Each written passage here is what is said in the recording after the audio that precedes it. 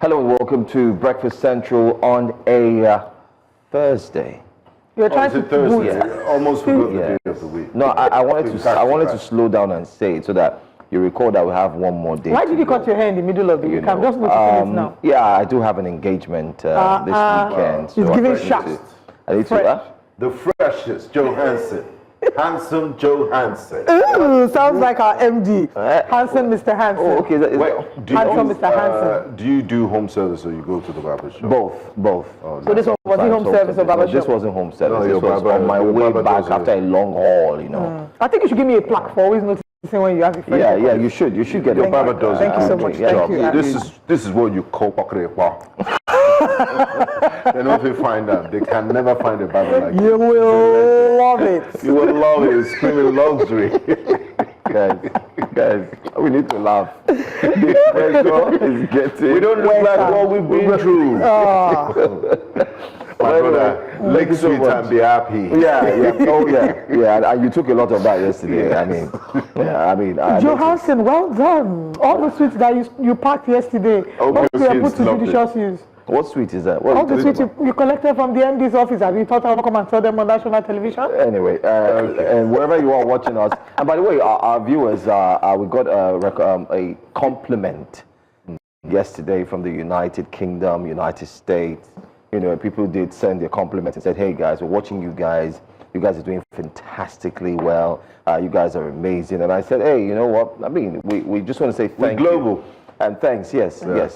We thank everyone. I mean, we're here because of you. It's not you, it's about this. It's not me, it's you. It's not you, it's me. Guys, this is what we do. Okay, let's now start proper intro like serious human beings. We're winding down the week, so let's start like so. us. We're just, okay. It's our morning I think I should be taking everyone on a fitness class in the morning. You are who? Please. That used to be a thing on breakfast television back in the days. We used to have morning show exercise. People go to gyms now. That was when we didn't have. You know, everyone does you do the fitness 1 or 2. You know, and then you. But the good thing is, we'll take you through the exercises when we bring you wake-up conversations, because there are a variety of stories that would excite you, intrigue you, cause you to laugh. You know, sometimes you shake your head. Shaking your head is still part of exercise. So that's our own exercise here on Breakfast Central. Yes, does it help my heart beat rate? Anyway, I think the laugh. You laugh. Imagine standing for how many minutes? Laughter is the best medicine. Papa Ajaero and Company said that in 1988. That what? Laughter is the 1988. best. Yes. You are old though. Ajaero. We don't know Papa Ajaero. No, what is a Papa Ajaero? No Papa Ajaero. Guys, I'm a Gen Alpha, please. Welcome to Wake Up Conversations. Basically, welcome to Breakfast Central. We start the show with our Wake Up Conversations. Our Wake Up Conversations takes a look at the big stories from midnight up until now. And it feels really good to know that our very first story will take us to the National Assembly. We'll go straight to the Red Chambers. And what happened there got a lot of Nigerians, you know, a bit of excited, and some were in between. It was a mix, let's put it that way. Well, Senator Dixon, a well-known, of course, senator who is known to always talk tough, yesterday took the center stage by speaking to his members, the fellow members of the National Assembly. And he made a very important statement, therefore, reminding the senators that, you know, they do have a jurisdiction. They do have a certain boundary that they shouldn't cross. But then again, he also spoke directly to the Senate President. Well, let's listen to what he said, and then we'd like you to also react on our social media platforms. Tell us if it did make sense and what you also think about it. Take a look. No matter the justification, this Senate sitting down and directing that a particular military facility be established, in my view, is overstepping.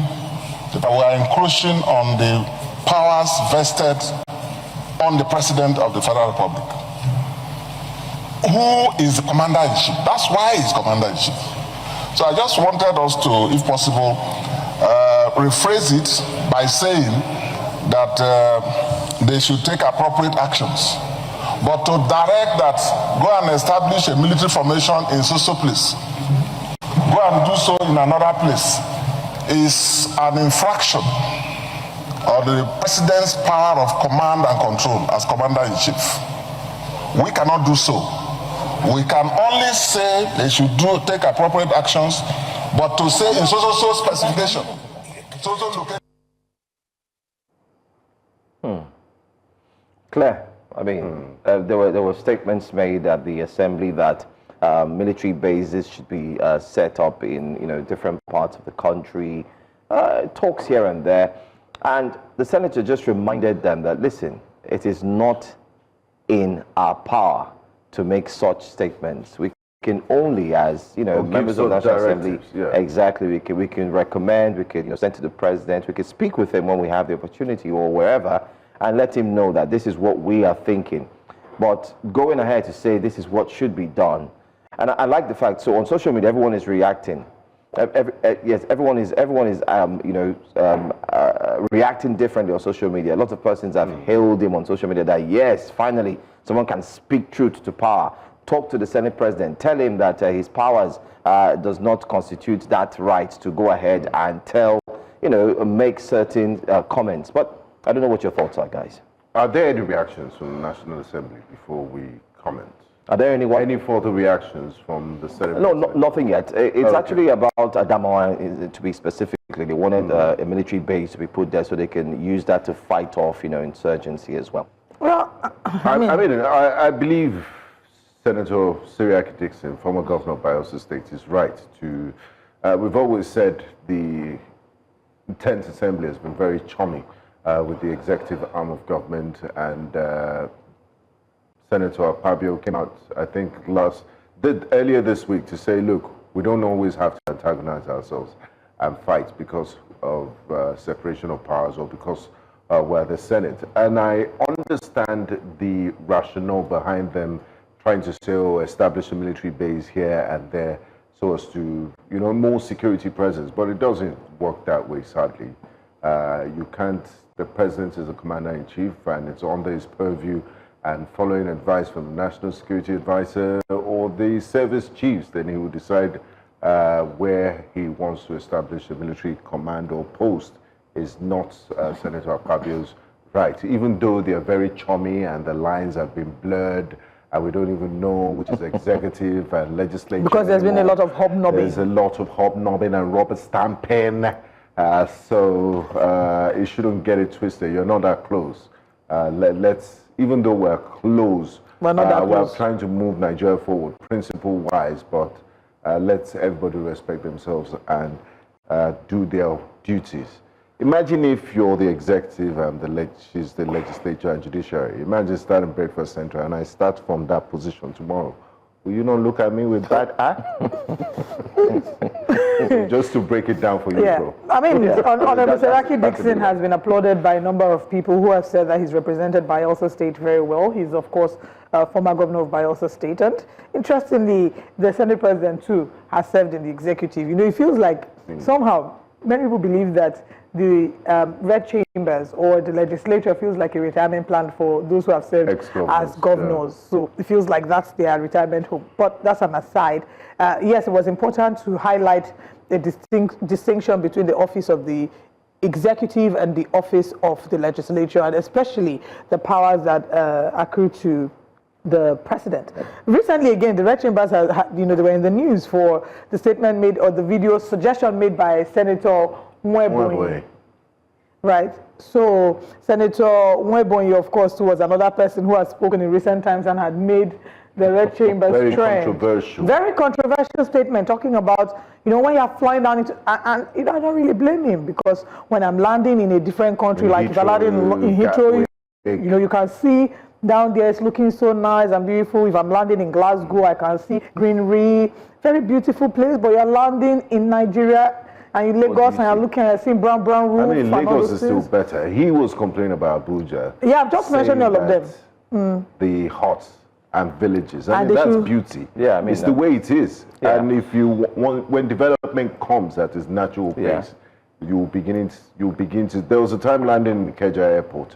You had vast expanse of land before development, and it's not their fault that they're in that state. You should look for how you accelerate development, bring development to them, and not say that try you should to come hide and them. It's an eyesore. How do you even use that language? Eyesore. Eyesore because we are trying to hide the living. reality of a number of Nigerians, the reality that you're very disconnected from. Of course, he did not go unpunished. Social media did not treat him kindly. They actually punished him first in that national Yes, assembly. he was schooled thoroughly by lashed Senator him. Akpabio. Senator Akpabio schooled him, and after that, you could see the reactions. People on social media started digging out receipts. So is it not this man that was insulting Senator Natasha? And, you know, Obi Ezekwesili. Is it not the same man no wonder digging out she told receipts? her He told him to shut, to keep shut. And the nays, it was put to a voice vote, and the nays were overwhelmingly nays, because they knew that Nigerians would come for them. That's not the way the nays sounded was the same way they would have sounded during the tax reform bills and every other voting and compulsory voting bill. Exactly. But you find out that when it got to the one, I mean, it was, I'll tell you, it was a class act, easily dismissed. No need to waste time. There's no merit. What's the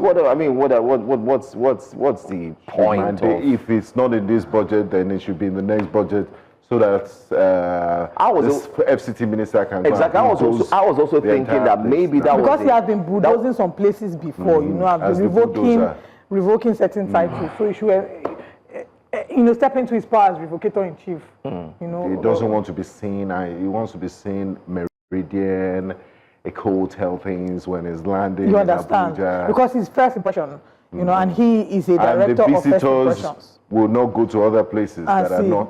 I mean, what he should be striving at is everywhere in Nigeria there should be no eyesore in Nigeria. You should develop most places, bring government to them, and make the roads and the environment first class, so that you don't have to hide anything. Exactly. It won't be a thing of shame. Yeah. Okay. Yeah.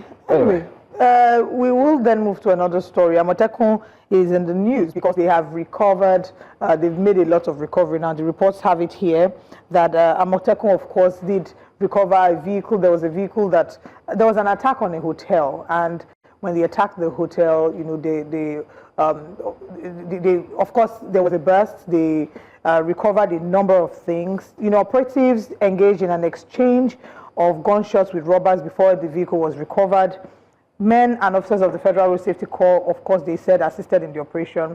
Now, there was an incident that occurred in the early hours of Saturday when a group of armed robbers stormed the hotel in Odeomu, where victims from Lagos had lodged overnight to attend a funeral ceremony. And during the attack, they carted away Toyota Matrix valued at approximately 7 million naira, along with 42 LG-inch televisions. But that's not all that they've done. They've also apprehended and bursted an organ ring, and then they have rescued a kidnapped child. They rescued a 10-year-old boy from child traffickers, and now this one happened in Ondo. So the boy was abducted from the Joka area of Akure, the state capital, and traced to a hospital in the eastern part of Nigeria, where he had already been declared medically fit for organ harvesting before he was rescued. Speaking to journalists, the commander of Amotekun in Ondo State, Chief Adetunji Adeleye, said the corps acted swiftly following a distress call from the boys' community. First of all, I think it's important to applaud Amotekun, for this wonderful work they have done. The leader of this gang, Amaka Kenneth, 35, admitted to being part of the illegal operation, and she said she used to sell clothes before her husband died, but now she takes babies to a motherless babies home in Onitsha. And she sells each for how much? Can you both guess? 5,000. 500,000 naira. That's what a child's life is worth. 500,000 naira. She sells kids for 500,000 naira.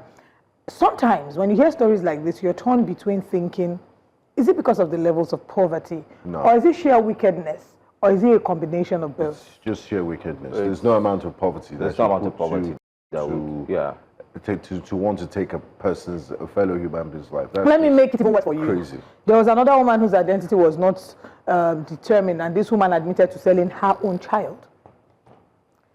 I mean, it's sad. It's a combination of greed and madness, and it's really, really sad. I mean, organ harvesting has become, when we put it toe to toe, you would have cybercrime, of course, what we know as Yahoo.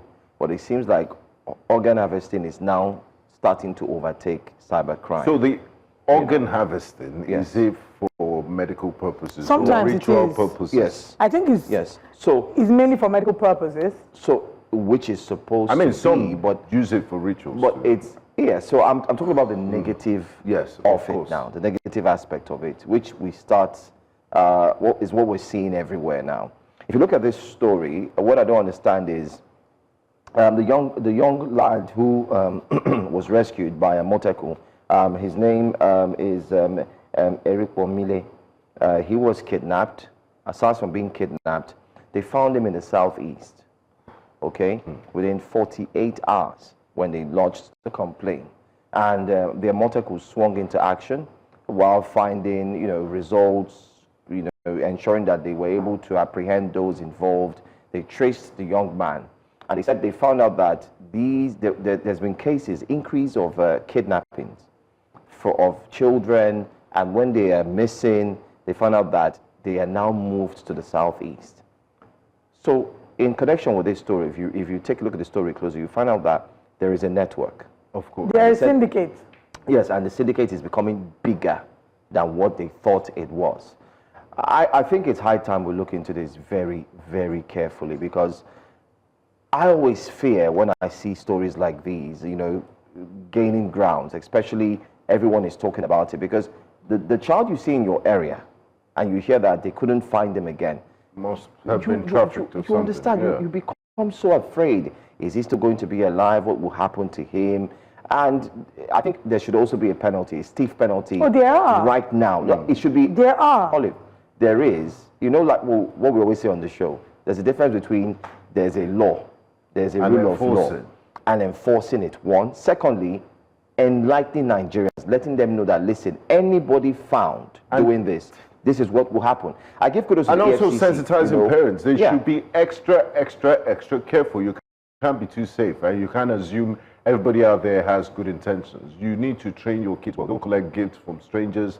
Don't follow anybody you're not familiar with to certain places. And it should be continuous, because these bad people they're terrible and they're out there. And just to mention that when we talk about child trafficking and organ harvesting, like Yeah. we did say when we started the conversation, it's for several reasons. They do it for rituals. They do it because they need the body parts for maybe health reasons, which again is illegal. Which is sold. And then there's also the aspect of trafficking children to use them as house helps.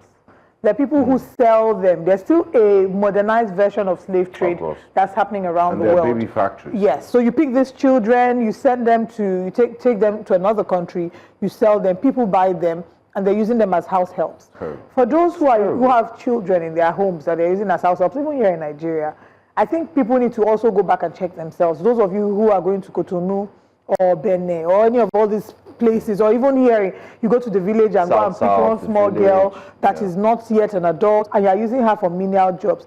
It's an argument that many people don't want to agree with, but you are getting involved in child labor, regardless of how you say that. it is child labor. These children ought to be in school. If you want to help a child, is one thing. So some of them will bring them under the guise of saying, I want to educate her, I'll send her to school, but then she will come to Lagos and she's taking care of babies, a baby taking care of babies. She hasn't even finished looking after There's herself. domestic violence issues too. Exactly, sexual exploitation, right? So we really need to tighten our child protection services. We need to tighten child protection laws. How protected are we, or do our children feel? How well do we guarantee that even when you rescue these children, for example, you find children that are being trafficked, when you rescue them, is there a plan? Is there a structure to ensure that these children are properly taken care of? Abroad, for example, there's child protection services. They can put them in foster homes. They can ensure that they are reintegrated back into the society, into a family.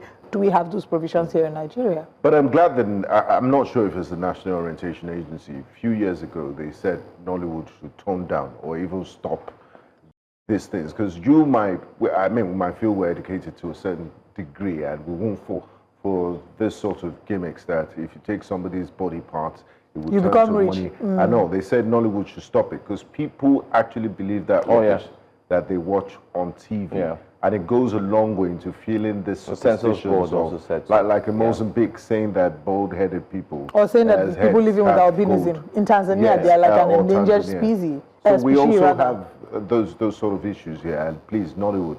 I'm glad Nollywood has moved on beyond that. But during your acting days, you would never have acted as a wine. I don't think so. I mean, you're still an actress, so let me not say during your acting in case they call you. She's considering it. It depends. But just to say, Joe, you make a the good defense actor. that actors will give to you in that regard would be that art imitates life. So it's what they're saying in real life. Yeah. But did you ever act any epic role like Village with Raffia? No. You're too clean for that. No, it's not like I'm too clean. It doesn't happen. It didn't come. So I'll now be calling on the gods of our land. Amadio and co. Anyway, Joe and I will find you a Neza wine. Yeah, I was even thinking, while you were talking, I was already thinking, no. we need to do a remake. You can both be the DBS, it's fine. It's remake fine. of which epic? Don't worry, I'll share. Battle of Musanga. The Pretty Serpents. I don't know about that. I think they did that already, you know. But anyway, the message is clear. We've seen this trickle down into the movie industry, and just like Binga highlighted, there were indeed very serious concerns about the type of script writing that not only talks about what happens within our society, but kind of like promotes. And you know, people are indeed moved by what they see, what they take in, and that's the more reason why. Again, that's an argument. Again, like, are they promoting it, or is it that they're showing what people already believe in? There are millions of stories there. Can you not just ignore it? And that's not. But that's not the bulk of what Nollywood tells, right? That was. I mean, it was almost the story. But let's come back to this story and applaud Amotekun and highlight one key element that I don't think we've focused on. We've talked about the dangers of child trafficking. We've talked about the role that we all have to play to kick against child trafficking, and even ensuring that there are laws, strong laws to protect children and to punish offenders. But the fact that Amotekun did this in 48 hours, it goes to tell you the possibility that abounds. When we talk about our security apparatus and talking about how what is already existing can collaborate with the vigilantes, we showed a package the other day where some young men and women in Katsina have taken matter into their own hands, become a vigilante group, trying to protect themselves. And that's local policing. That is local policing. So this again brings back the conversation about state policing, community policing, the collaboration with already existing security infrastructure, and the possibility of what can be done. If this boy could be rescued in 48 hours by Amotekun, imagine what more can be done if there is collaboration between all our security agencies. I mean, including the forest guards, you know. Not launched yet, though. Still in the works, but. Just to agree with you again and add that, imagine what would happen to our security if security officers become the third or fourth highest paid in the society. Yeah, they will be motivated. It's possible. It would do it. I mean, police officers are earning 70,000 naira as we speak. Imagine telling anybody, a new recruit or new police officers who have indeed passed through the academy, and you're telling them, welcome, remember you're here to serve. It's a call to serve. However, your salary would be 220,000 naira just to start up. Being, I bet you the streets will look good, because a lot of graduates and people would go there and, you know, get something doing for themselves rather than just stay back. But what we're saying is remuneration package would be very good for our security conditions operatives. of work, the conditions of living should be. And we must say well done to the Ondo State governor as well. Yeah, I mean the parents thank the Ondo State government, you know, and then also thank Amotekun for the swift role they played in ensuring that this young boy is rescued from the hands of these terrible individuals who have been apprehended and are being investigated. And we'll continue to follow up with the story as we get more updates. We'll bring that. But now let's move on to another story. Joe Ajaero has said that it is not the Supreme Court that registered NLC and TUC. We'll take a look at this video, and when we come back, we'll talk some more. It's not the Supreme Court that registered the Labour Party. It is not. There are people that will organize it for us. And that is why we are here today. All agencies of government are involved in this destabilization plot. Tell them, all. So it's better you understand it clearly and tell them that they should remove their hands in the organization of the Workers' Party. That is a sin. for you to destabilize the Workers' Party. All over the world, the Labour Party is organized and run by the trade unions all over the world. Well, that's very clear. Send a message there. Yes, Of course. Yes, he's talking about the trade unions, of course, the NUC and the TUC, and there were talks about the Supreme Court, getting involved. Basically, just to make it simple, what the NLC president is simply saying is they are not an organization that is affiliated with any organs of government in terms of either they are under this, they are under that. They didn't set it up for them.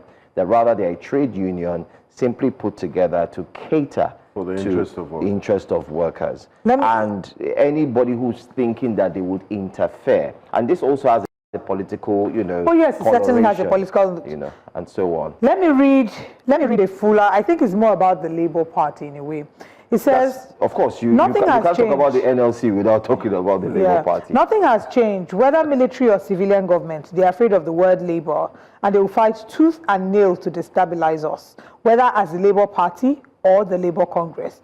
There is no worker or Labour leader who is not conscious of this. It is the potential we have that is attracting all these attacks. He then goes further to say, where on earth does a court rule when there is a consent judgment? It only happens in a banana republic. It is not applicable anywhere. It is not the Supreme Court that registered the party, and they are not the people who will organize it for us. All agencies of government are involved in this destabilization plot. Tell them to remove their hands from the organization of the Workers' Party. It is a sin for you to destabilize it. It should be made clear that no amount of blackmail can stop us. The NLC is still in possession of the Labour Party certificate till tomorrow. This is the only party where the son of nobody can become somebody. So basically, they're still holding on to the creation of the Labour Party. He, of course, as the NLC, leader, is speaking as, saying that the Labour Party is again, and this is an age-old argument about the ability to separate the Labour Party from the Nigerian, from the NLC. It's been an age-old argument as to how it was how independent, how much influence should the NLC have in terms of decision-making when it comes to the Labour Party. Or is the Labour and the Labour Party just a name? I mean, is there any reflection of the workers' plight and their aspirations? Does it reflect the manifesto of the Labour Party? These are also questions. And the destabilization in the Labour Party, what can the NLC do? What suggestions do they have to stop it? Because they feel, this is a sabotage coming from government agencies and government agents to destabilize the Nigerian Labour, the Labour Party. Yeah, don't forget that while he was talking, there's also a case in court where it finally came to the open. The Supreme Court had made a clear judgment concerning Julius Abure, which many have talked about, especially party members of the Labour Party, that Julius Abure shouldn't even be, talking now or get involved in party politics. There's also a case of having different factions currently, and that has also moved the NLC president, who actually speaks as well as a major person who has interest as well in politics in the Labour Party. Whether you like it or not, I always say separating the Labour Party and the NLC is not possible, because the party, first of all, was formed by workers' association and everybody. So I think he's blowing hot now.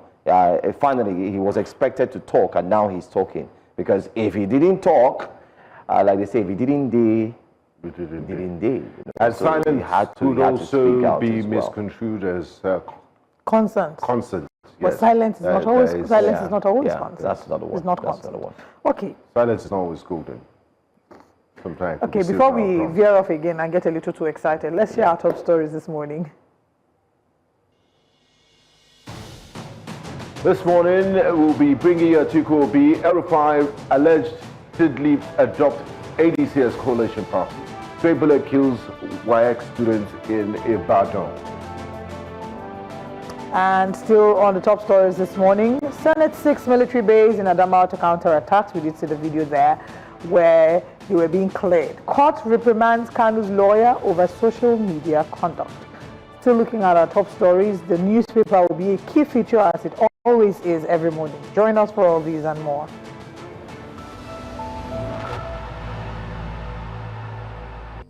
President of the Nigerian Labour Congress, Ajaero, is pointing fingers at agents of the federal government for fueling the leadership crisis within the Labour Party.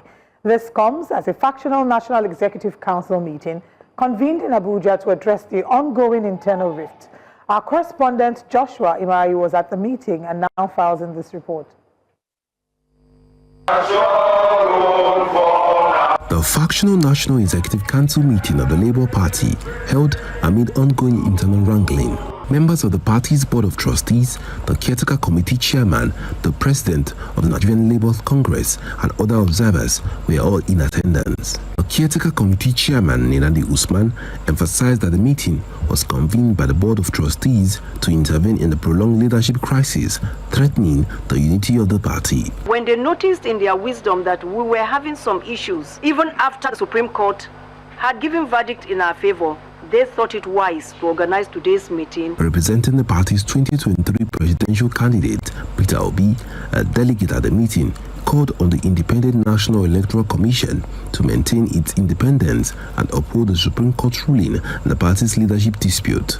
We think that the Supreme Court judgment have come, and it come the right time, and INEC, as soon as they meet within their commission, they should look at the decision in a way that will reflect the true position of the law, that will reflect the true position of reality. Meanwhile, the president of the Nigerian Labour Congress accused agents of the federal government of fueling the crisis within the party. All agencies of government are involved in this destabilization plot. Tell them, better you understand it clearly, and tell them that they should remove their hands in the organization of the Workers' Party. That is a sin for you to destabilize the Workers' Party. At the end of the meeting, the Secretary of the Board of Trustees read out the communique announcing that an operational office would be provided immediately for the Caretaker Committee to carry out its function. Since we are law-abiding, we are not going to the idea of, taking over the Secretariat of the party in a manner that we may foul the law or whatever. Our records are well known. And what we have decided, and the NEC has approved, is that a new operational office will be given immediately for the commencement. The NEC also approved a nationwide mobilization drive aimed at registering and revalidating party membership with a target of 10 million members within 30 days. In addition, more members were appointed into the Caretaker Committee with a directive to oversee the emergence of a new National Executive Council from ward to state level within 90 days. In Abuja for News Central, I am Joshua Imarai.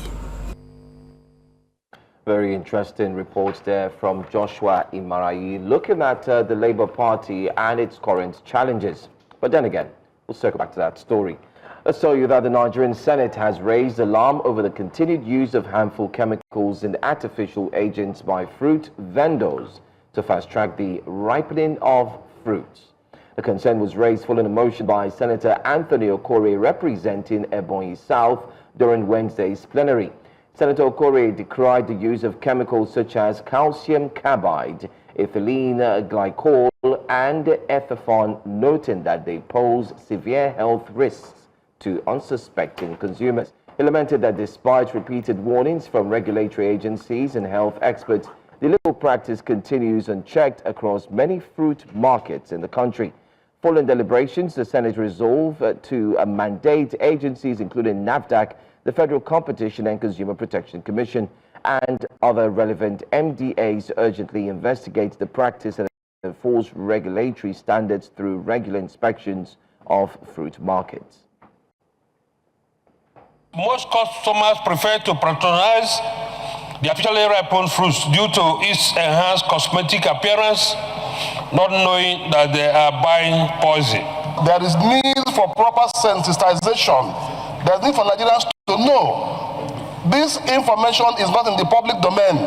I will suggest that we do not only urge NAFDAC, but that we condemn their indifference, their negligence of duty in allowing these poisonous items to be hawked around all over the country. We should find a system where there will be random checks. Otherwise, this kind of trend will destroy the health of our people.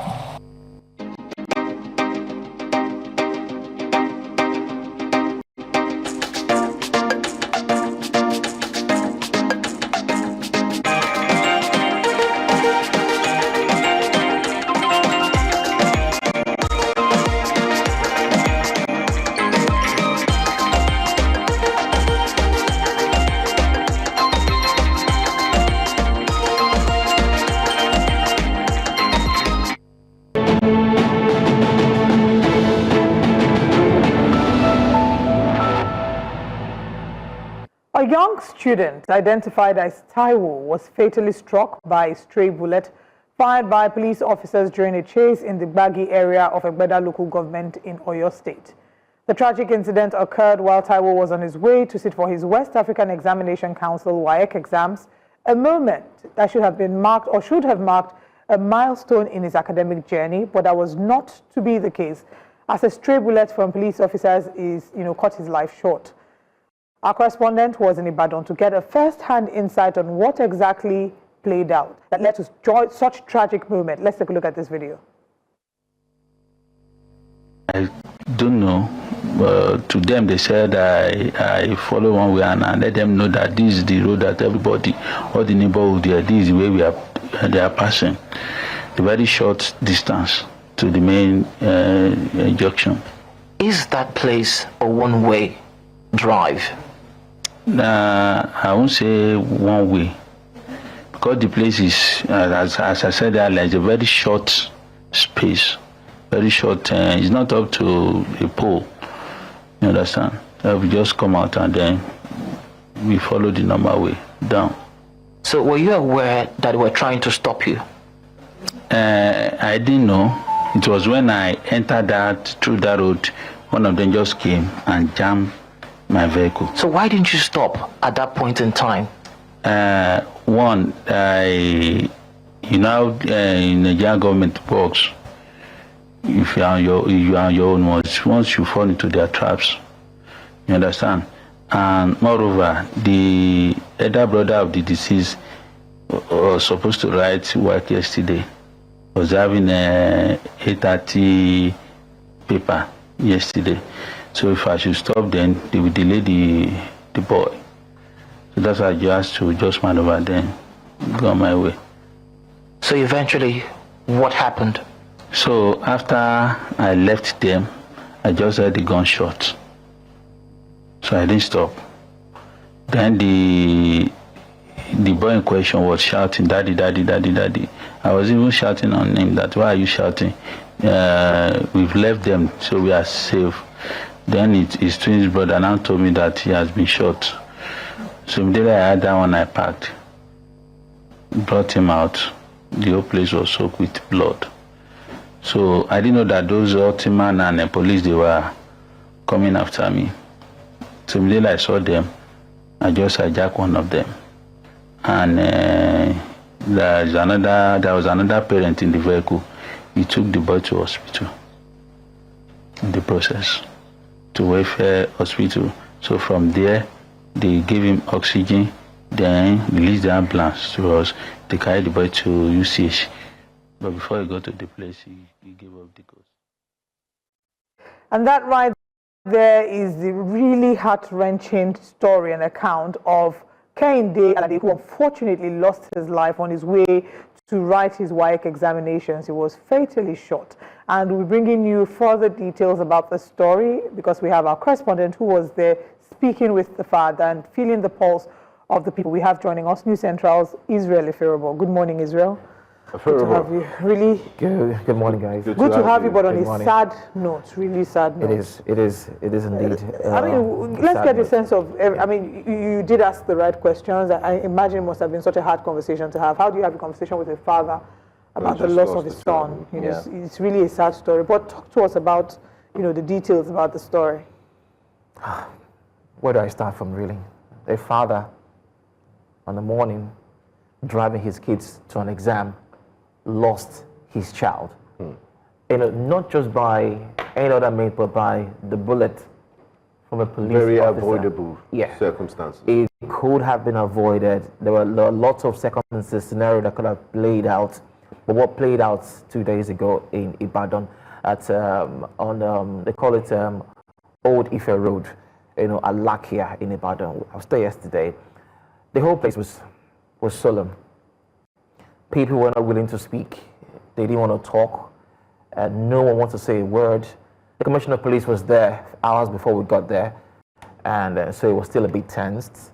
And the whole community just hushed tones, talking about what could have been and what exactly happened, right before their eyes. It was a high-speed chase, and according to the man from the interview, he did say that I wasn't driving against traffic.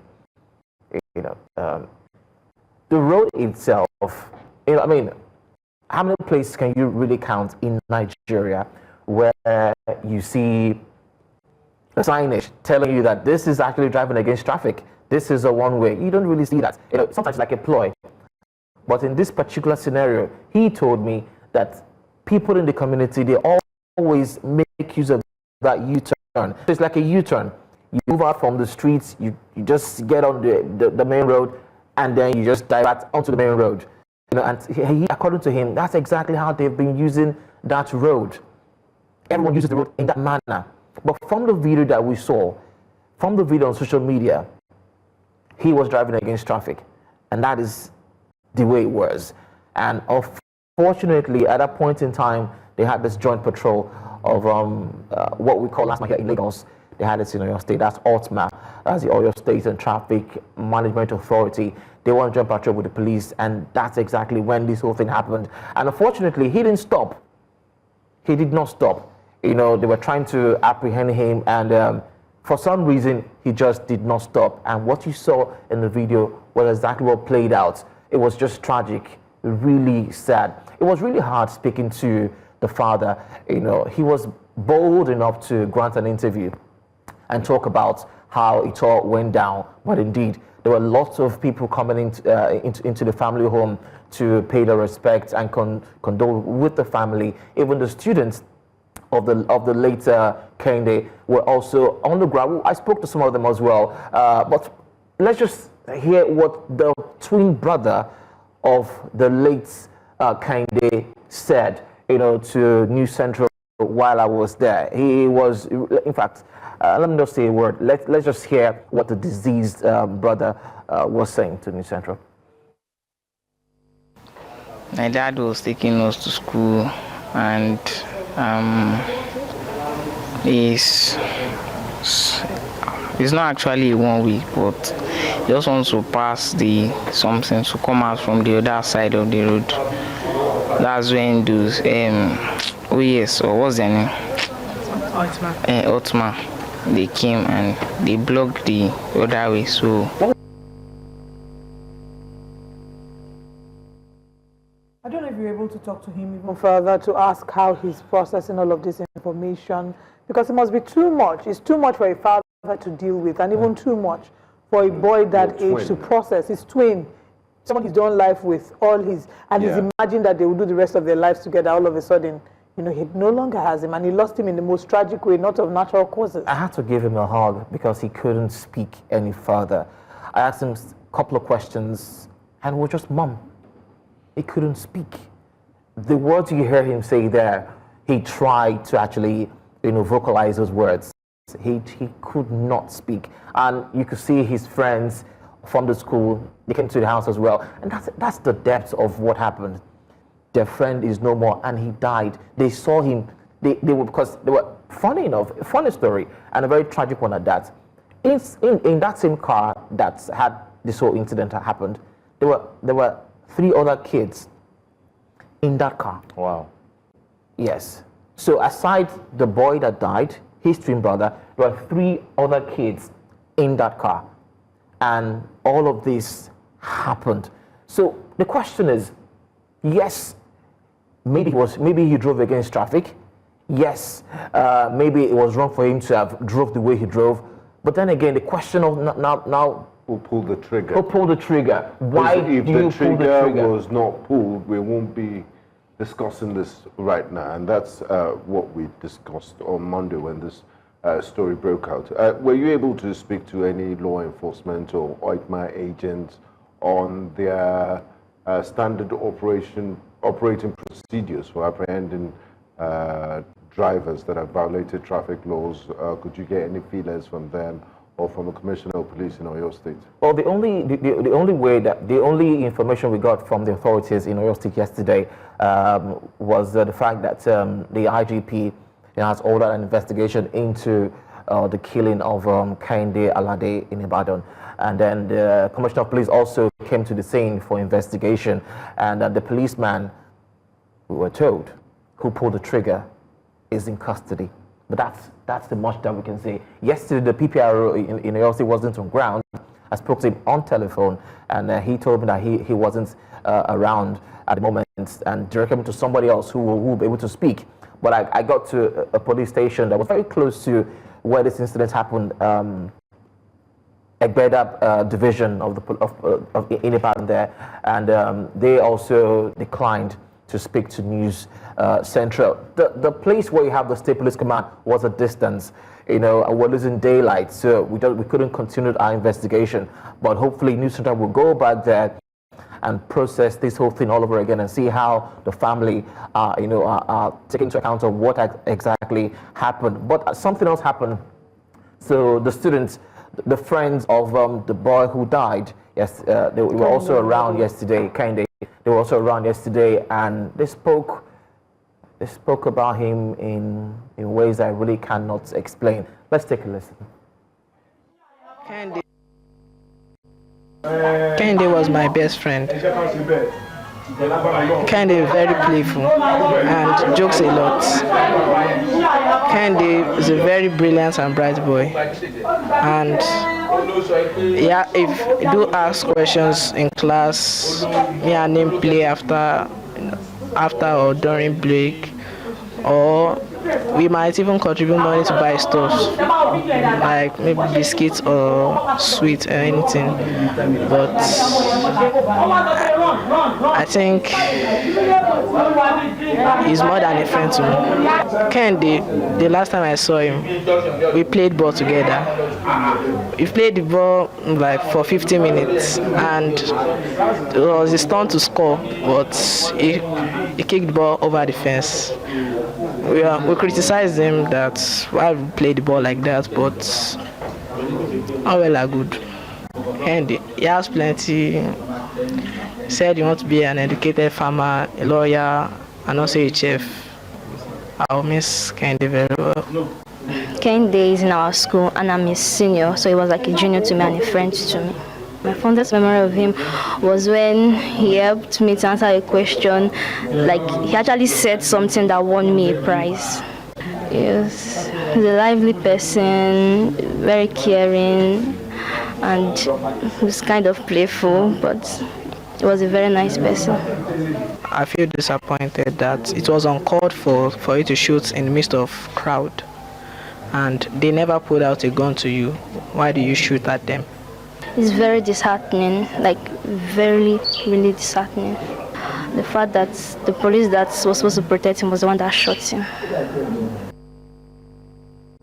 What she said? Strong statement That the police that was meant to protect him shot him. And then, in short, it's a tough one. If you have young ones speak about someone like this, especially in the midst of a chaotic situation where you cannot bring the dead back to life again, I want to believe that the governor would not fold his arms, and I want to believe that justice will and must be served. But then again, Israel, great job, well done. I mean, going to meet the family, I could see that, I mean, when something happens, they say you have the entire family that comes together, and that's exactly what we saw. Yeah. For me, I just want to put a question to you, Israel. The families, not just the father or who you spoke to, the other members of the family, what was their reaction? And what are they asking for now? Are they asking for not just justice? What else are they asking for? And any whirlwind on the burial arrangements? So first things first, had a feeling right now. It's outrage. It's outrage. You know, we spoke to the father earlier on when we got there. We had to come back so News Central can take it live. When we got back there the second time, we were chased out by one of the relatives that no more interviews. We're not talking to Presper no more. We had to appeal to them because they're thinking, what will this bring to them? You want to speak to the family. What would this? Is it going to bring the ball back? Will this conversation lead to Kehinde coming back to life? Can it undo what has been done? You know, so it was just outrage. And then for what they're asking for is for justice really. Maybe some form of they didn't tell me this, but maybe some form of compensation. Maybe for the governor to visit, you know, say a few words to them. You know, maybe. Definitely. I don't know. I mean, we said this yesterday, and I'll say it again. There's no justice that will be justice enough because Kehinde cannot be brought back. That's one. Two, who is the officer that pulled that trigger? Nigerians deserve to know who that officer is and deserve to follow up, because what we see is when there are cases of police brutality and there are trigger-happy killings, what we hear is, oh, the person has been fired, the person is court-martialed or whatever it is. We don't hear about the matter again. Now, what if it is that the person was just reassigned to another division and later brought back, because we don't really have continuity in following up with this story. Speaking about this, you know, the father said, what we've heard is the man who pulled the trigger has been taken into custody. And his countenance was, that's what we were told. So they don't believe that. They don't believe that a man... Trust in the system. Yeah, not exactly. But my take is this. I mean, Kehinde Alade cannot just... He was cut short too young. Way too early. Die, and too early. So my hope, for the sake of justice and for Nigeria as a country, because this is a bad reflection on who we are and our ethics, is that from this point, I know it's happened in the past. We've had, I mean, every other year, check the records, they're there. The situations of accidental, they call it accidental discharge. Let this be the last time that this happens, and let the Nigerian police force, from top to bottom, the Inspector General of Police puts his foot down and say, you know, there should be more training and orientation that if you are not facing clear and present danger, you are not allowed to shoot, even to disarm. There are spikes, there are other ways they could have de-escalated at that situation. It could have been worse than that. You said there were 4 kids in that car. Imagine there were 5 children in that car. So my hope is that the Nigerian police will continue to have trainings on civil police engagements, on human rights, on how to engage and de-escalate situations like this, so it doesn't happen. Let's not forget the fact that the man in question who drove the car, he actually did drive recklessly. You know, what was he trying to run away from? What would be the words that will come out of you driving against traffic than for you to endanger the lives of everyone in your car? You know, so that's what the person who was driving the car was the father. The man that you interviewed. You know, that's what I said when we had this conversation yesterday. I said, whether we like it or not, if you put it on the table, you would see that everyone who was involved in this particular incident has 1 or 2 questions to answer. The one who is said he drove on a one-way. Yes. Yes, but what's the worst case that could happen if you drive on the one-way? Worst case scenario. Ticket. Or they will impound your vehicle. Impound your vehicle, impound the vehicle, not life. Yes. Not life. So I think it behoves on the court now to weigh the matter on ground, look at it carefully, and judgment should be served accordingly. Because there's one thing that I do know, and it hurts. I mean, looking at those kids, I've been holding myself here, because when you see these are people you say they are the future of Nigeria, and then just like that young child said, the one who is supposed to protect him ended up killing him. He also mentioned something. He said, why did he have to shoot? At someone who wasn't shooting at you. He wasn't shooting. If a child could understand that, why can't a police officer understand that? That road in Alakia, the old Ife road, I can understand when people do some of these things, because the next place you might get to do a U-turn might be 2 kilometers way, and they just take the one way for a little bit, which is still violating the law, of course, and then switch to the right lane. Yes. And the fact that people have been doing it before doesn't really, it doesn't hold water, that it doesn't make it legal. So they have to look into that situation, the road design, and find alternatives for people. But this was reckless. I mean, on the part of the father in the first place. You shouldn't evade arrest. What's the worst that can happen? But I know it's rich for us to say this in hindsight, but because, I mean, everybody has 20/20 vision in hindsight. You're a genius. My response to that is reckless or not of the father. Their action, was it commensurate to the threat, the impending threat of a man trying to evade arrest? Are there other ways that they could have arrested or, stopped this vehicle? Couldn't they have called other police officers to say, oh, he's coming to so road, block him off, this is the car, it's a black whatever car, with plate number this and that. So did you need to pull the trigger? Do you know how much more worse this could have gotten? There were 5 children in the car. 5 kids. This is terrible. It's bad enough that we lost 1 child. We could have lost more. You shot at unarmed civilians. Why? So it was terrible regardless of how quote-unquote negligent the man was. It was not commensurate at all. There was no need. That gun that was shot, bullet... Do they even understand what a gun does, or the reasons why you should pull the trigger? Look at the boy lying there lifeless. Dreams caught. Yes. His vision, his desire to be a farmer, a lawyer, and all of that, everything gone down the drain. And this is a pain that no parent deserves to go through this. His family members, it's a pain they will live with for the rest of their lives. I want to come back to how the police and OITMA, are perceived in the state. I don't know if you're able to speak to other citizens in terms of arrests and, how they deal with situations of traffic infractions. What's the perception, or what are the experiences that the citizens had to share with you? Do they nurse the same sentiment about them, or is this just a one-off? So the situation in Lagos is not too far off from what we have in Oyo State. Lagos State is just slightly a bit more aggressive. I should use the word, a bit more aggressive. For those in Oyo State, yes, these people are also going about trying to enforce traffic management, but they could also be overly excessive.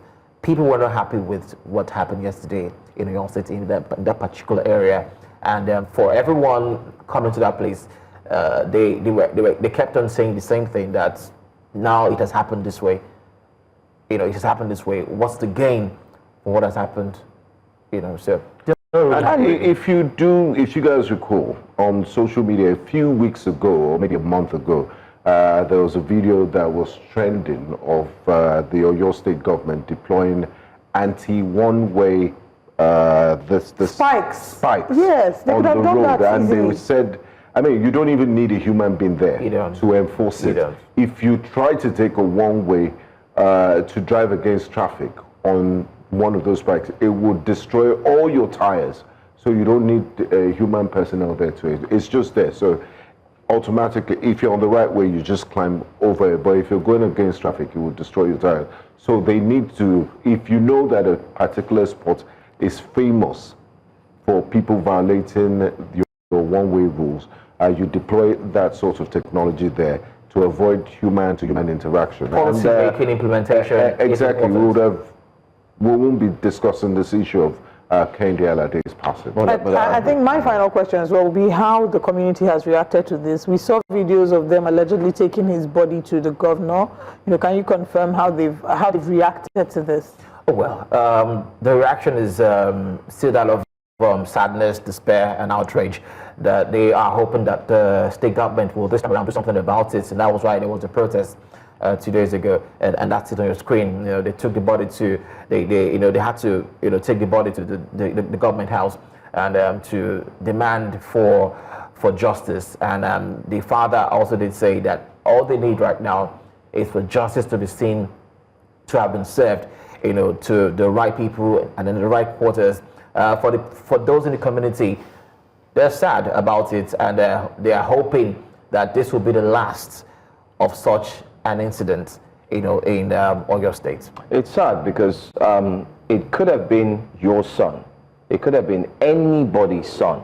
And if there's a failure to, handle this situation with very strong hands in terms of ensuring that justice is served, it could happen again. It could happen again, because for you to stop a moving vehicle, there was no clarification that it's an armed robber. There's an armed robber there. I've tried thinking of everything possible that will make you just cock your gun and then aim and shoot. He said it was aiming for the tire. The tires?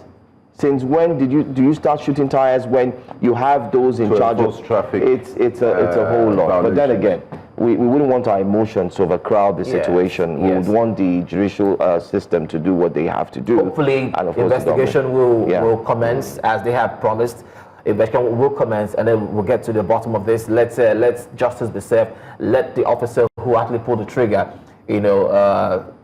face punitive measures, whatever it is that the system that controls them, will deem fit for him after his action that led to the loss of life of Kehinde Alade, and that will bring some sort of reprieve for the family. I really feel for Taiwo. I mean, if you're familiar with twins, you know how strong the bond is. But thank you so much, Israel. And thanks for the good job. Thank you, Mr. Forobo. It's a pleasure to have you. Yeah, and we're certain that you keep following this story, and you give us updates as soon as you get one. All right, you're still watching Breakfast Central on News Central. We'll go for a quick break. When we come back, we do have a very interesting conversation to look into. Do stay with us.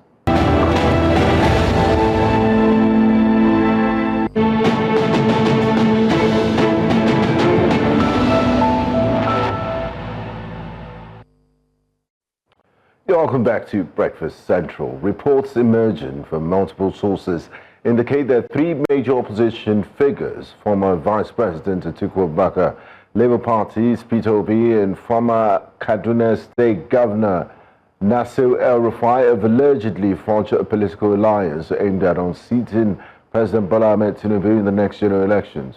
This coalition, if confirmed, could be one of the most significant political realignments in recent times. But what does it mean for Nigeria's democracy, and can these political heavyweights truly unite under one banner? Well, joining us for the discussion this morning is the chieftain of the All Progressives Congress, Dr. Dennis Oyakiri. Good morning, sir. Thank you for joining us. Thank you for having me, and good morning, viewers. Okay, so whilst these are still allegations, we're not quite sure what exactly the true position is, and we're waiting for the confirmation, but are you worried about a potential coalition and the impact it might have on the chances of the APC in the 2027 elections? Yeah, okay. I will begin by saying that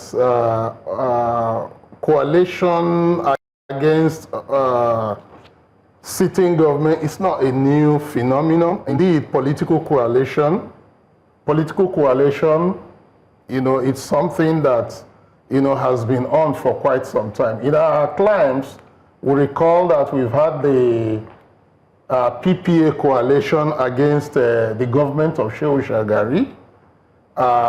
Even on the international scene, only recently, we saw that there was a kind of coalition against the emergence of Donald Trump. Of course, we are also very aware of what happened as a run-up to the 2015 election. Coalition can only mean and be successful if there is a coherent strategy. That was not there, for the coalition against Donald Trump. In the PPA of 19, against Shehu Shagari, again, was not there. The only coalition that worked was the 2014-2015 coalition. And so if you like, President Bola Tinubu has the patent for a successful coalition. And so this ongoing talk about coalition lacks coherence. it lacks ideological position. Let's say the three major personnel, Atiku, Peter Obi, and El-Rufai. Atiku currently holds fragments of the PDP, just a fragment. Of course, we know that a major part of that is being managed by the Wike's political machinery. Obi, you can say, well, run up to the 2023 election, he kind of expunged some reformist agenda around the obedience group and all of that. And then El-Rufai with his northern and religious tendencies, which he quickly, subjugated under the Asiwaju's machinery, will not really be said to be in tandem with Atiku or Obi. So what I can say of this coalition is that they lack coherence. It's a quickly brought together coalition, and I can tell you that it's not likely to cause the President Bola Tinubu insomnia. He's not going to lose any sleep over this coalition. You did mention that President Bola Tinubu kind of like has the patent because his coalition was successful. Was it a coalition? Do you mean the coalition that unseated former President Goodluck Jonathan, the CPC and the APC bloc coming together to unseat him, or you're referring to the last general elections? And what made that coalition successful? Why do you think this is not coherent and it's disjointed? Okay, I was referring to, indeed, I was referring to the 2014-2015. That was the coalition that brought in President Buhari. We all know that the brain behind that coalition was President Bola Tinubu. You recall the famous speech in, I think, Oyo State, where he was talking about, he tried Olule, the famous, and he said, look, he called on President Buhari, it's not a matter of whipping, it's a matter of strategy. And what was that strategy? Bring the famed 10 million votes from the north, and of course the coalition that Ahmed Bola Tinubu has been building around the southwest and a bit of the south-south. When I say south-south, I'm talking of Edo, some extension to Delta, and then bring it together under, a coherent ideological coalition, and then unleash it. And we saw that when that coalition came on board, the rantings of the Orubebes could not stop it, and that was what swept President Buhari to power.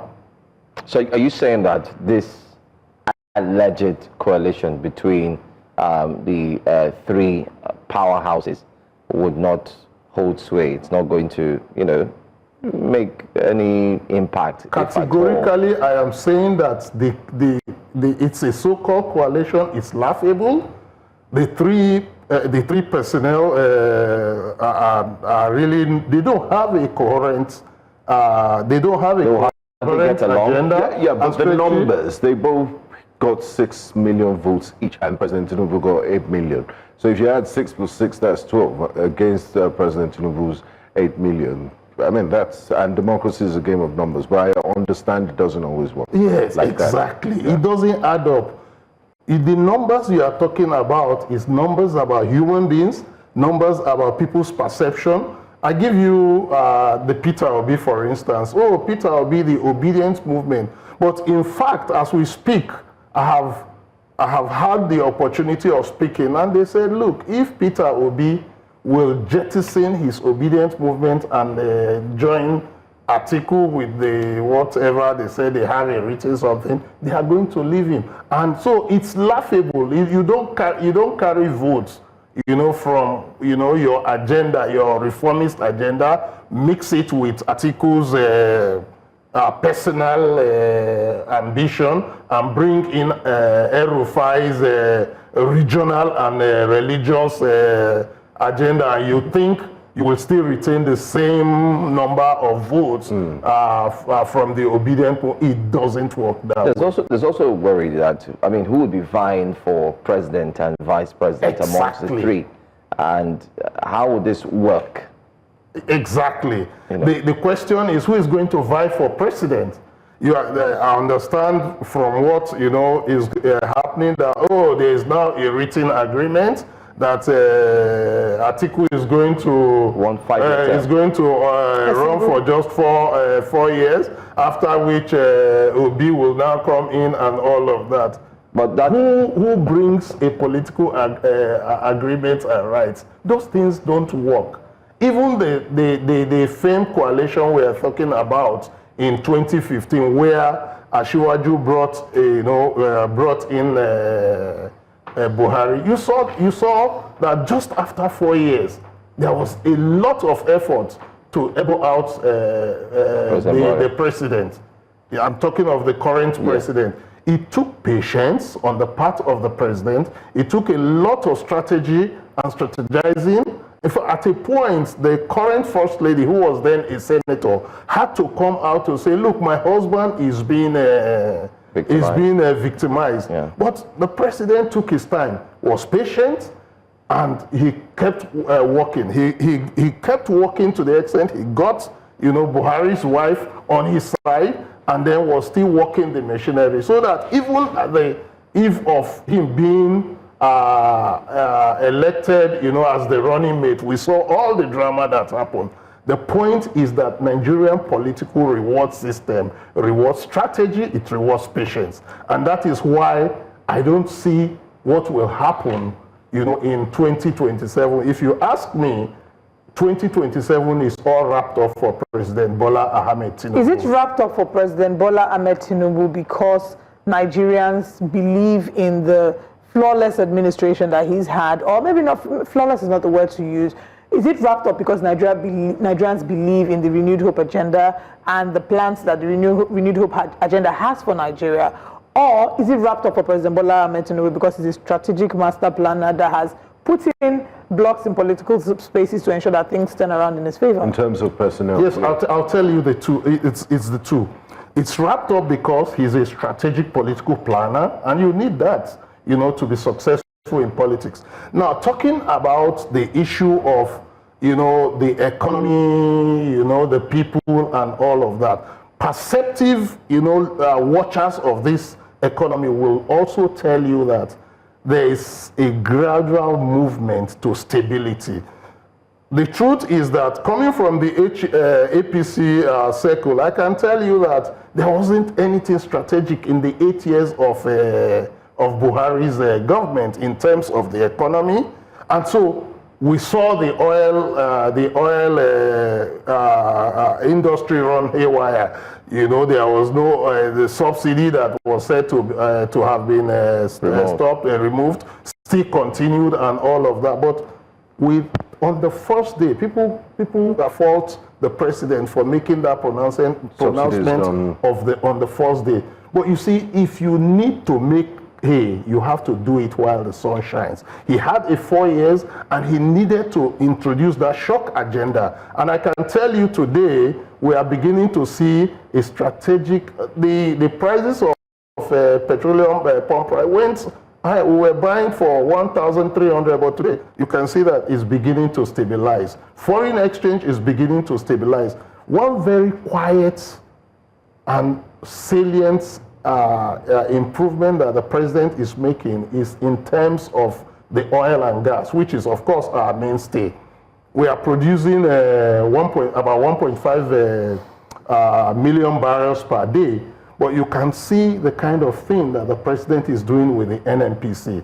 The NNPCL, the limited, of the NNPC was there just in name during the Buhari's government, but today, the president has injected industry players. I play in the oil and gas industry, and I can tell you that his strategic appointment of bringing in an industry player as the group MD of the NNPC, injecting it with a new impetus, and the next stage will be for NNPC to float its shares, in the London and New York Stock Exchange. And what will we have? We will have investments coming into the economy. We easily have the opportunity of going from 1.5 million to 3 million barrels a day, and the president is working that, that plan very well. And by 2027, once we see that, we can begin to see a reduction in exchange rates. We can begin to see a stabilization of the pump price of fuel. Of course, today farmers are smiling, to the bank. We'll begin to see the ones that can go to their farms. That's it. We have high cases of insecurity, but it's good that the elections are 2 years away from now and ahead. And you've highlighted some of the positives of the Tinubu administration as we approach the second year mark of this administration. But if elections are to be held this weekend, the ordinary Nigerians in the streets, the millions of them that have fallen into multidimensional poverty, will tell you that, okay, fine, you've mentioned some of these things, but they will also tell you that electricity tariffs have skyrocketed. They will talk about telecommunications tariffs, that they are earning little and paying more, the cost of living. And if we do a vox pop on the list of priority, what matters most to you? Most households spend their monies on food. They also tell you that the price of food has gone up compared to where it was when this administration took place. And that's where it pinches the most and hurts the most. And they would absolutely disagree with you. Is there hope for the ordinary Nigerian in another 2 years that their lot will improve, that the tariff, the monumental tariff they're paying for electricity would reduce, and that they will see more dividends of democracy? They will feel more government presence in their lives? Yeah, okay, I get all the points. The issue of tariffs,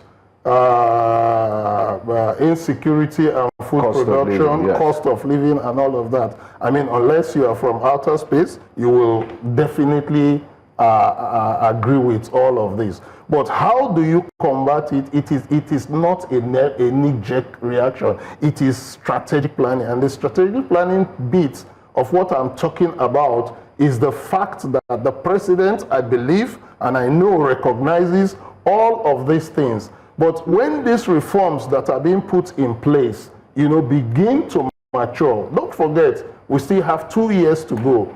And when they begin to mature, a lot of all these things, it's not really about the tariffs than the ability to be able to meet it. And I believe that as our oil and gas production, goes up, and then we have the ability to earn a bit more foreign exchange, a lot of all these things will be plowed back into the economy, and the current pains, which nobody should make any joke about or deny, will begin to ease out. And I want to also say that the president is also behind the scene trying to work at our poverty alleviation strategy. And so we're talking about the students' loan scheme. And I also think that another area of focus, which possibly will kind of create a social safety net for the multidimensionally poor and all of that we are talking, which we should not deny, is to re-energize and refocus, the Ministry of Humanitarian, with a lot more of professionals that will, look at the poor in our midst and begin to, provide for them what they need to jack out of that poverty. But become self-sustainable. Yes, so but we should not plan our economy based on, we give up. I understand. And then I think another area to really look at is the political class. I think the president needs to look at the political class, in the face and begin to talk about, their own sacrifice, to all of this. But having said all that, I think we need to realize that Rome was not built in a day. the political engineering has begun, and it will continue towards 2025. It is my belief that we will be making very, very giant steps. Of 2027, course. 2027. We'll come back to talk a little more about, you've talked about the political class. We'll come back to talk about the political parties in a moment. We'll just go on a very quick break, and when we come back, Breakfast Central continues. All right, welcome back. We're still looking at the alleged coalition between three very powerful political personalities, and our guest is definitely a chieftain of the APC who's joining us here this very morning, Dr. Dennis Oyakire. Back to the conversation before we went on the break. You talked about the political angle and the political class, but I also want to ask, I mean, you've made mention of everyone holding up because things are becoming a bit, tougher, but you acknowledge that the economy is not as what it should be. No, that has already. You acknowledge that? Yeah, I've already. Yeah, I'm just asking, just as a pivotal to my next question. Oh, sure. I've acknowledged the fact that the economy is something that is still work in progress. So what we hear these days is that we have 2 more years. Do you think in 2 more years what we are going through now can be turned around, or it's just another statement made so as to make Nigerians relax and go ahead and vote again, go to the polls and ensure that the president gets a second term? Yeah, I really don't think it's just a statement. And when I say that, I'll just refer us back to what happened. The president came in, in 2023. And between 2023 and today, I've talked about, some of the movements, positive movements. We tend to forget, easily. Time was in this country where, you have money, you want to buy petrol at any cost, you're on queues. You go in, the government wants to probably increase fuel pump price of petroleum, and then labor goes in and they shut down, the economy. Today, that has been deregulated, and we are talking therefore of steady, steady supply. We are talking of consistency. We are talking of the planning. So you will not make any early if you go from one petrol station and you see fuel at 1,000 and the other, at 900. You buy, wherever, you want. And then we're beginning to see competition. We're beginning to see that the oligarchy in the NNPC is being broken down. That is a period of just 1 year. And it started because the president said petroleum subsidy is gone. So in 1 year, we are even already seeing a reduction of the pump price of petroleum. Now, talk of the exchange rates. The exchange rates, we came up from 600, 700, 800 pre-2023, and back we're getting to almost 1,800. We are beginning to see a stability. Exchange rate is not really about whether it's 1,600 to the dollar, but about, stability, so that the planners, the economic actors can plan. And so we are beginning to see a convergence around 1,600, 1,500. So when we're doing, when the industry is planning, they are planning with some bit of consistency. That is just in a year. And if indeed oil and gas is our mainstay, and that re-engineering is continuing to stabilizing the NNPC and to pushing the production from 1.5 million barrels a day to about 3 million. We've seen what has happened. Shell has given up its onshore asset, which is increasingly becoming difficult to produce to Nigerian actors. And Nigerian actors are squeezing out oil from stone as it were. So if we get on within the next 1 year, not even to 3 million that we have the potential of doing, to maybe 2 million, 2.5, you can see that there will be a substantial improvement. And it's not going to solve all the problems. Exactly. But no, it's not going to, the solving Nigerians' problem is not, a sprint, but there's no silver bullet. Yes, yeah. it's a marathon. So I believe that it's not really about just a political statement, but you have politicians who have to play politics. They also bring politics. But I think that perceptive observers, of the economy will see that there's a gradual improvement. Unlike, and I will be the first to admit, the 8 years of Buhari, we saw policy somersaults. And that is why, we are here today. Okay. Yes, the president was part of bringing that. Exactly, that's where I was going. No, he was part of bringing still that. the same APC for 8 years. And the president presented him to Nigerians and said, this is the man who will do the job. Yes, but I had just said earlier in this meeting that, soon after he did that, he was being elbowed out. But he was patient and he wanted, not to rock the boat, which for me is a sign of, an elder statesman trying not to. But what does that say of the All Progressives Congress?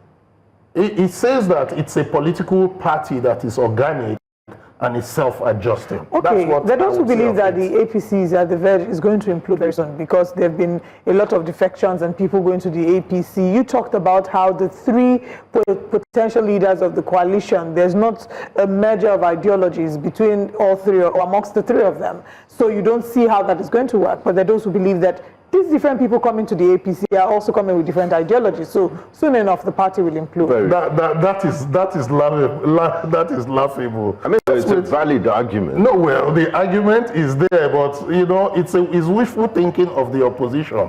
The opposition is wishing, these people are, they are really advancing their political terrain, and so it's for them to wish that APC will explode. But where are the signs of the implosions?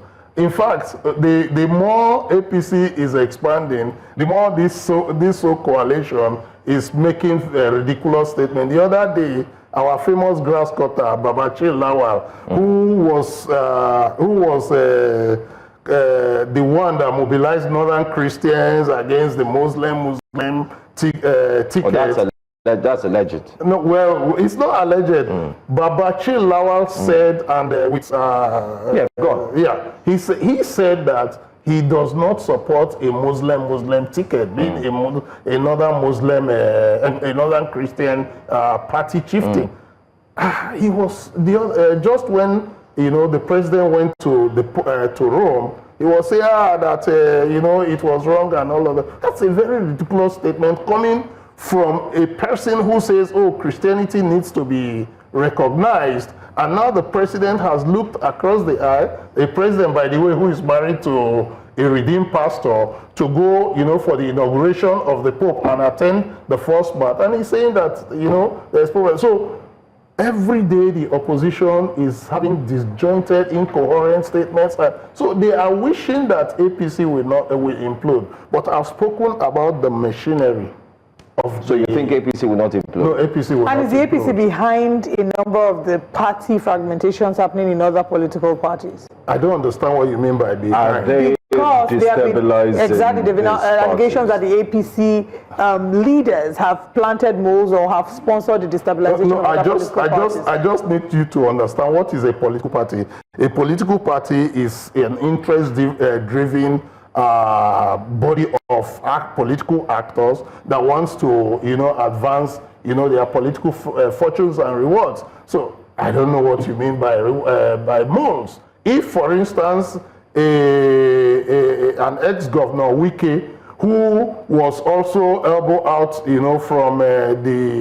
from the PDP presidential ticket after so many people have said choose him as the vice president, now gets to further his own career and interest, links up with the president of his own accord. I don't think that's the doing of the APC. Rather, it is the doing and the incoherence of the Atiku's campaign that threw out Wike.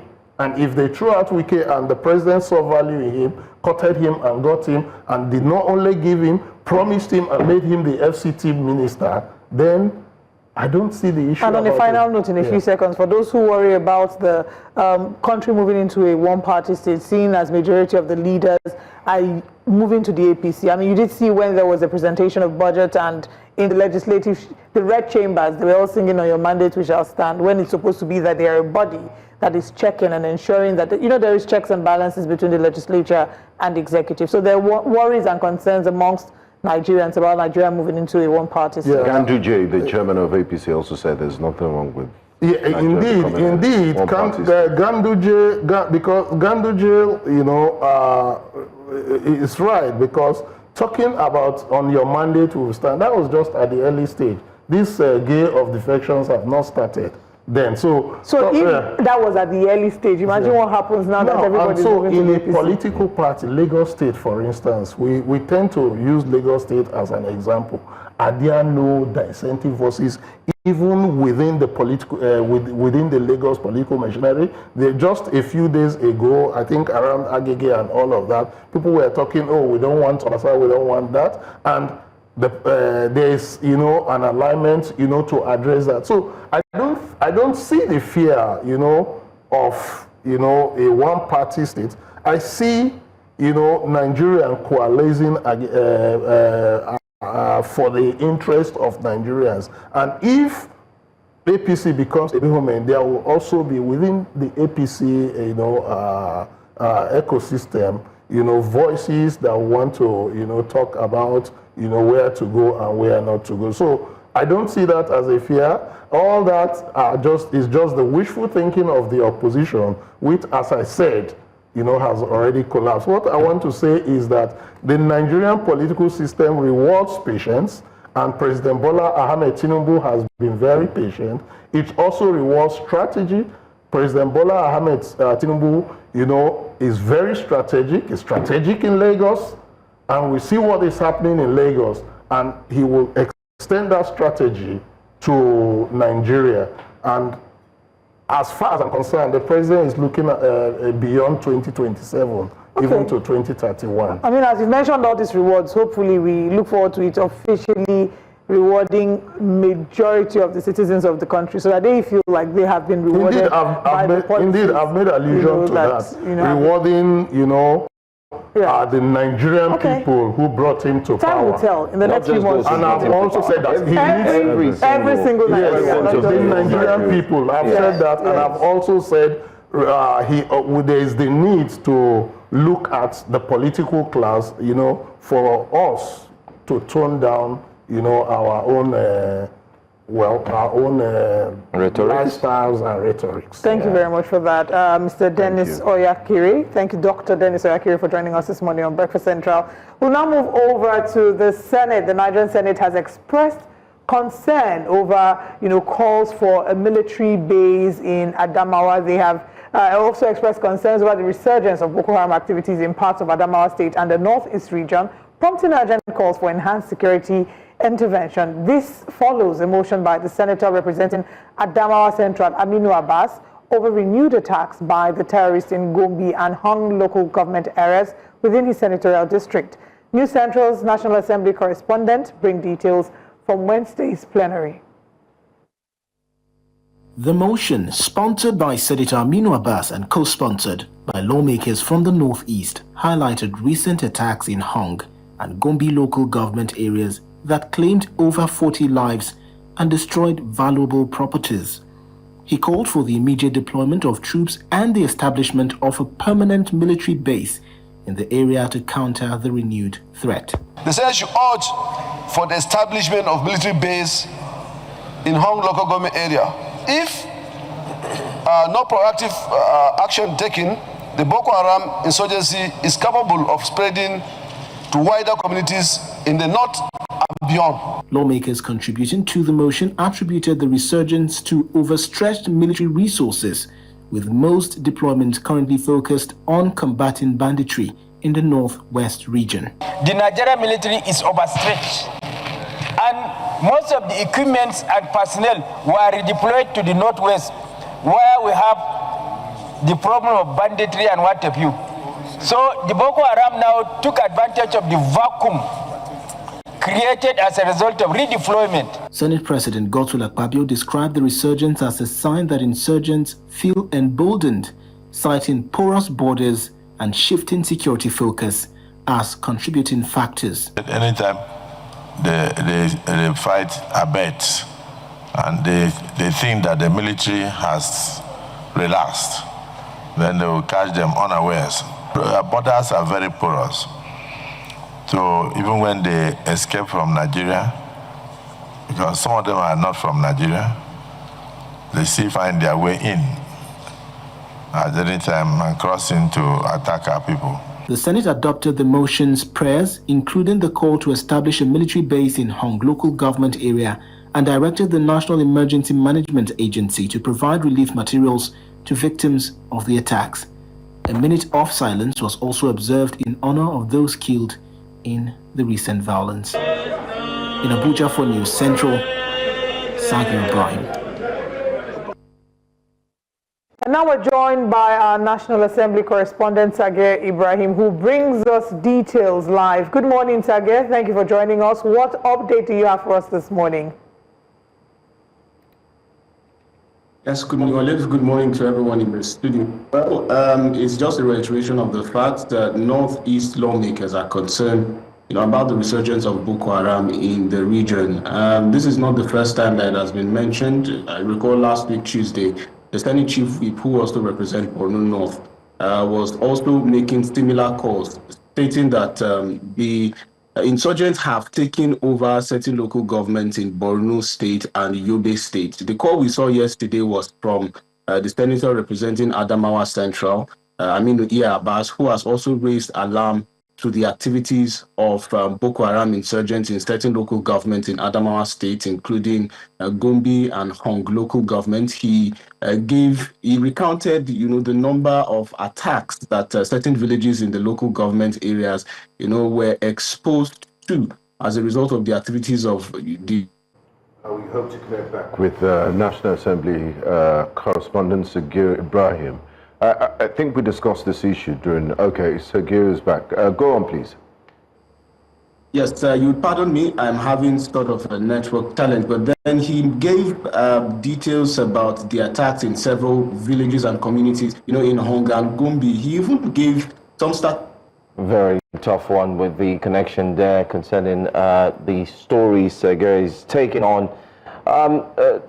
Putting military base somewhere in Adamawa has been a conversation that we also had this morning. But Sagir, let's give it one more try, and hopefully we'll be able to get this right. Go ahead.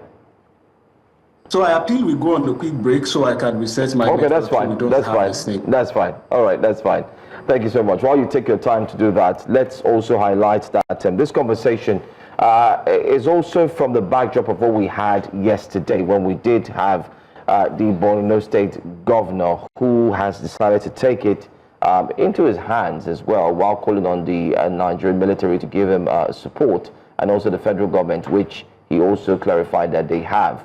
The resurgence of Boko Haram, the resurgence of, ISWAP, he also did mention the challenges that he's facing and how they are putting the work together to ensure that they do their best. But I do like how the northeastern governors are always very vocal about raising the alarm on security issues when it comes to insurgency in their region, because they have felt the effect firsthand of the dastardly Boko Haram insurgents. They're dealing with IDPs and resettling members of the community back to where they used to live, trying to give them a sense of normalcy. So when they see this insurgency that we nipped in the bud, rear its ugly head again, they're always quick to say, look, this is a very terrible situation.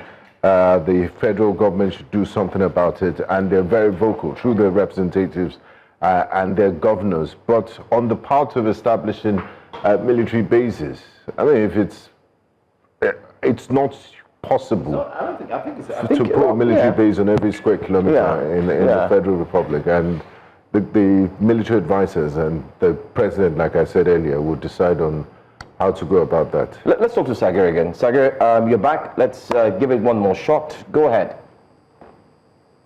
Thank you very much, and my apologies for the network interferences. So the senator representing Adamawa Central gave a recap of several attacks, across different communities in the two local governments. But then again, this is a resounding call he's making. Like I mentioned, this is not the first time. I mean, just yesterday as well, the governor of Borno State was on this station speaking about a similar situation in Borno State as well, bringing, to fore the generating challenges coming from these areas. And what are they saying is the cause of this? They feel that because of the onslaught, in the northwest region, and because the Nigerian military seems to be focused on the several issues regarding banditry, kidnapping for ransom, and abductions going on in the northwest, the military seems to be focused more on the issues in the northwest and not, in the northeast. Reasons because, well, for a very long time, over a decade or so, the Northeast has been, the one on the front burner facing these challenges. And we saw the efforts that the military has made, to secure and claim back territories that were initially taken over by these Boko Haram insurgents. We've seen efforts by, for example, the Borno State governor, who has gone out of his own way to visit some of these local governments to ensure that they are safe enough before, returning community members who were initially dislodged from these villages back. We saw efforts of them reconstructing some of these villages also to make it a little bit more conducive, for these villagers and for residents to be able to pick back the pieces of whatever is left of their lives. But unfortunately now, the cause seems to be different. These guys are coming back. These guys are carrying out these attacks because they know that, well, the security is not as tight as it used to be in these areas. Hence the reason why not just the Borno State governor, not just the senator representing Adamawa Central, but also the senator representing Borno North and the chief whip of the Senate are saying attention needs to be focused on this. And while we are focusing attention on this, we also need to ensure that the Nigerian military is equipped enough to face the contingents, because now they are saying not just the fact that they are using advanced weapons and taking advantage of technology, they are also taking more advantage of social media to showcase, the onslaught and to showcase their gains and their wins. And this is the reason why it is important that the government has to respond swiftly and quickly, so it doesn't look like the insurgents are gaining ground and we, the Nigerians and the Nigerian government, are losing territory.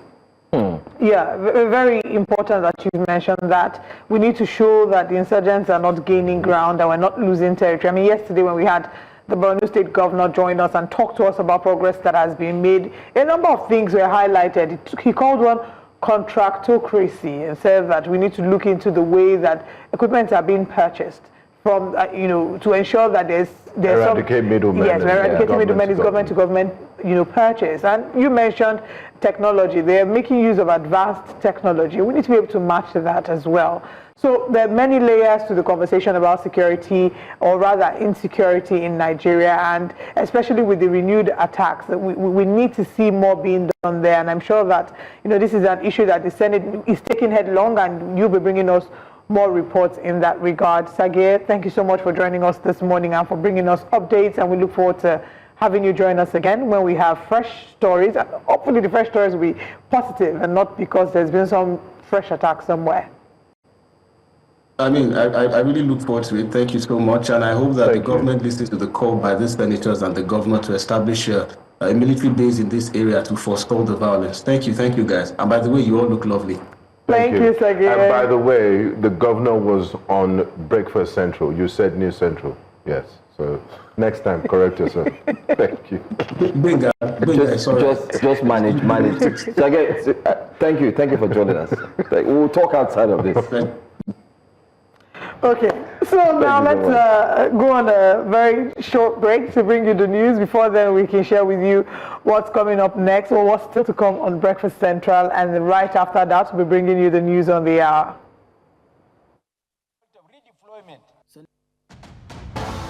To come on Breakfast Central, we're reviewing the newspaper front pages. We do have our guest, our analyst joining us, and I'll be bringing you what Nigerians are saying. Today is quite an interesting one, and I can't wait to get the reactions of the men. And later today, we'll be sharing you the stories to watch out for, the shows to watch out for News Central.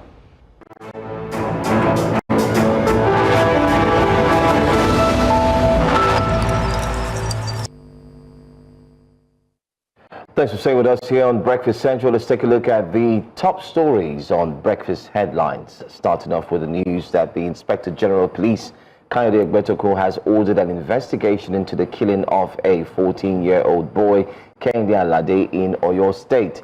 Alade was shot dead in the early hours of Tuesday when his father, Oduayo Alade, allegedly drove against traffic and attempted to evade arrest at the Alakia Adigbai Road, an allegation Mr. Alade has denied.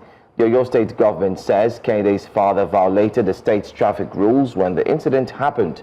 The Force Public Relations Officer, ACP Olumuyiwa Adejobi, in a statement on Wednesday said the IG condemned the shooting and confirmed that the officer involved has been taken into custody. Meanwhile, Kehinde's father is insisting that justice must be served accordingly.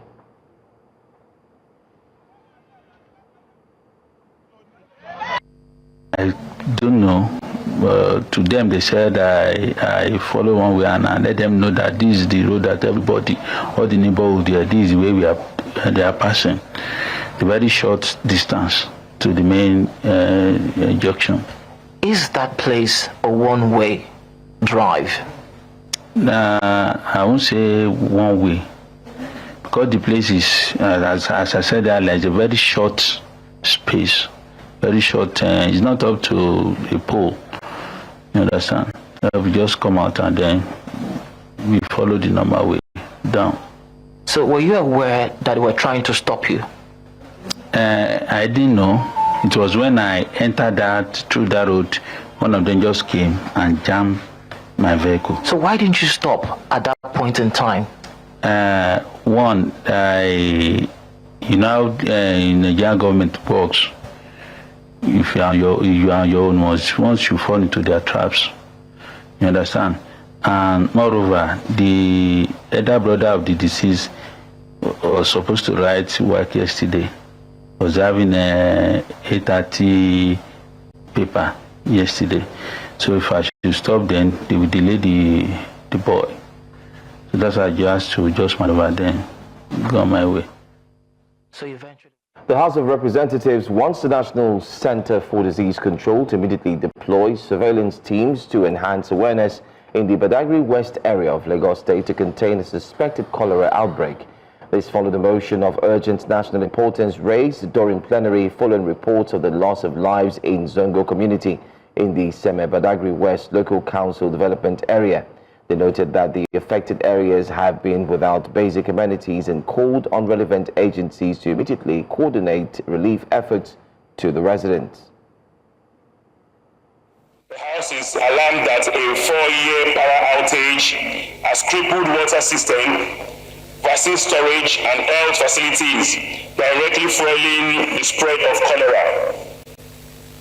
Fearful that without urgent action by the federal and Lagos State governments, the outbreak could spread nationwide, endangering countless lives.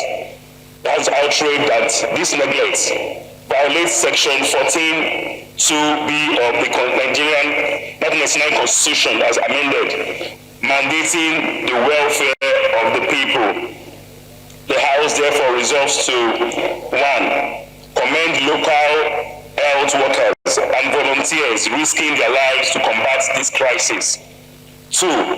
Urge the Federal Ministry of Health and NCDC to deploy surveillance teams, medical resources and awareness campaign to Badagry West LCDA immediately to contain the outbreak. And on to politics. The People's Democratic Party PDP caucus in the Senate, led by the minority leader, Senator Abba Moro, has dismissed speculations of internal collapse within the PDP. It affirmed that the party remains strong and united despite recent challenges. Briefing journalists in Abuja, Moro stated that contrary to insinuations that the PDP was in shreds and on the verge of collapse, the party was waxing stronger. He acknowledged that internal disagreements exist, but insisted they were being addressed. Moro noted that every party has its fair share of conflict, while urging members to remain resolute and loyal to the party. The minority leader also criticized what he described as the premature celebration of a drift toward a one-party state, warning that it poses a threat to Nigeria's democracy. The United Nations is urging Somali authorities to uphold human rights while combating terrorism in the country. Speaking in Mogadishu, the UN Special Rapporteur on Human Rights and Counter-Terrorism, Ben Saul, acknowledged Somalia's sustained efforts against armed groups like Al-Shabaab and Daesh. But he raised serious concerns over alleged human rights violations in the course of counter-terrorism operations. Saul emphasized the importance of upholding due process and human rights even in the face of serious security threats. Over the last 10 days, I received reports of arbitrary arrests, protracted pre-trial detention, denial of legal representation, and possible enforced disappearances when countering terrorism. Would encourage the Somali government to join some additional human rights treaties on the protection of women, the prohibition of enforced disappearances, the protection of children in armed conflict, and the abolition of the death penalty. I'm pleased that the government has built some into a very... And finally, South African President Cyril Ramaphosa visited his U.S. counterpart Donald Trump at the White House in Washington. The meeting comes as Ramaphosa has called a group of 59 white South Africans who have moved to the U.S. to resettle cowards. Trump and his close ally, South African-born Elon Musk, have said there is a genocide of white farmers in South Africa, a claim widely discredited. Trade is also on the agenda, with South Africa on the receiving end of 30% tariffs.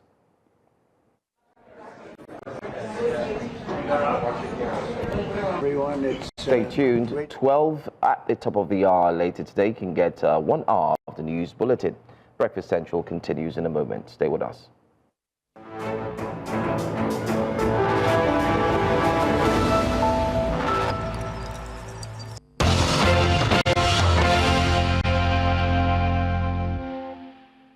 Welcome back to Breakfast Central. We'll now be reviewing the papers. We have our public affairs analyst, Professor Simeon Unna, joining us this morning. Good morning, Professor Unna. Thank you for being here. Prof. Good morning. Good morning. Very well, thank you. Prof just got back from abroad. You can see IJGB. in his countenance. In it, fam. Welcome back, Prof. All right, let's get to the Punch newspaper and see what the headlines are saying on the front page of the Punch newspaper this morning. The big story was in there: terror threats. Senate Zulum demands swift action from Tinubu. Boko Haram better equipped than military, Borno governor. That's, of course, referencing the interview that we had yesterday on Breakfast Central with Professor Babagana Zulum. Foreign terrorists infiltrating Nigeria, Senate says president should listen to army, not politicians, Zulum says. And we also have JAMB reviews 379,000 UTME receipt results. Petrol price war closes nearly 5,000 fuel stations. Salary crisis, federal government plans intervention funds for 109 foreign nations. Germany warns Nigeria, neighbors against Russia alliance. Lagos seeks justice for 3,215 abused children in 2024. Nigeria spends $2 billion on external debt in 4 months. And of course, we'll start with the story about the Senate and Professor Zulum demanding swift action from President Bola Tinubu. Yesterday on this show, we interviewed the governor of Borno State. I don't know if you saw the interview yesterday, and there are a number of things that he said. He talked about the equipment, Boko Haram using sophisticated equipment. He talked about the president saying the president shouldn't listen to people who don't know their left from their right. He should listen to, the army. He applauded the army, and the president, the Borno State governor, has been in the thick of it. He's been visiting these communities that have been affected from Mate to Wigo. He's slept in these communities with the military, just to boost their morale and let them know that they're not alone in the fight. So he's been at the forefront with them. But let's get your thoughts on, our fight against insecurity. To add to what you said, I think last week it was reported that his convoy was attacked while he was coming back from one of the villages. Well, it's been there for a long time. I think when he started, we thought it was something that was going to vanish in a matter of days or weeks. But today, they have grown in widths and bounds. And like the governor said, I think they have more sophisticated weapons than the military. the Senate should get serious. Why am I saying so? You know, instead of deliberating on trivial matters, like, you know, people that didn't vote will be jailed or will be arrested. I don't know how they're going to do but that. the Senate, in fairness to them, they are proposing a security summit. How do you react to that? Proposal. You see, the problem we have in this country is not about proposals. It's not about even policies. The Senate wants to have its own security summit. We're saying the same thing. The problem in this country has not been summits. It has not been policies. It has been implementation of those policies. We've had a lot of policies. We have a lot of laws that are not going to be implemented, and they are not trying to implement. Like the one I just mentioned. How are they going to enforce that law? Now, look at it's a security that even the governor is complaining bitterly. And every day, even the media is downplaying what is going on, you know. Because if you read what is going on social media concerning that Borno State, you know that those guys are in their need of help. And the military, they have come out to say, look, we need more assistance from federal government to tackle these people. And you see, when the former administration was saying that they will, some people will confess that they are now born again, you will now debrief them and recruit them in the army. They are the guys giving intel to their colleagues out there. You discover that at times these military guys are ambushed. How do those people get information? It's because there are insiders, there are moles within the military that's giving them information. And who are those moles? Those guys that were recruited into the army. Somebody is a terrorist, and you say he has repented, and because he has repented, you now recruit the person. Well, they say it's part of the non-kinetic, strategy. But the governor also alluded to the fact that the reason why we have a spike in terror attacks is because of the way that program has been carried out. But brother, let's look at it. Let's look at it from the right perspective. Now, you are a terrorist, and you're making like $5,000 a week, and they now recruit you in the military, where you're making $500,000 in a month. Is it even up to 500,000? No, I'm just using hypothetical. Okay. Now, what do you think? So these guys feel that no, this thing is not paying, so they go back to where they are coming from. That's what's going on. You discover that if you do a census, you discover that most of the people they said have repented have gone back to their trades. That's happening. So I don't know who gave them that idea. I don't know who gave them that idea that the terrorists will repent and become. No, it's 1 in 1,000. For crying out loud, it's 1 in 1,000. It's not possible. Because these people are radicalized. If you know the kind of training they give them there, at least from people that have come out from that place, will tell you the kind of radicalization that's going on there. It's not something you come within 2 or 3 months, you just say that they have repented and you give them uniform and say they are recruited into the army. I mean, that's nonsense as far as I'm concerned. So what will be the alternative? I mean, we have to consider human rights. See, let's get back. You see, that's where we get it wrong. Okay, look at it this way. Now, a headsman goes to a farm, kills somebody. There's no human right. Now, the person you are trying to kill collects a knife from you and kills you. There's human right. What are we talking here?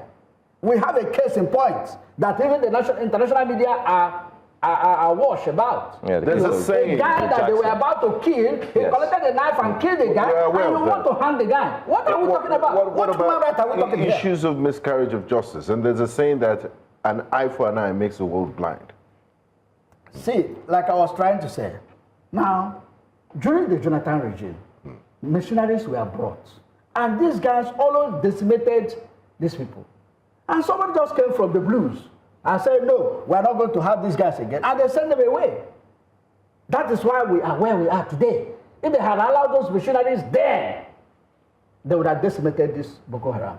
And by now, we would have been talking of something else. The Obama administration, under its Leahy laws, refused to sell lethal the Super Tucanos to Nigeria then, citing humanitarian and human rights abuses. We know better now. At least Trump has debunked those things. We know better. We know where they were coming from.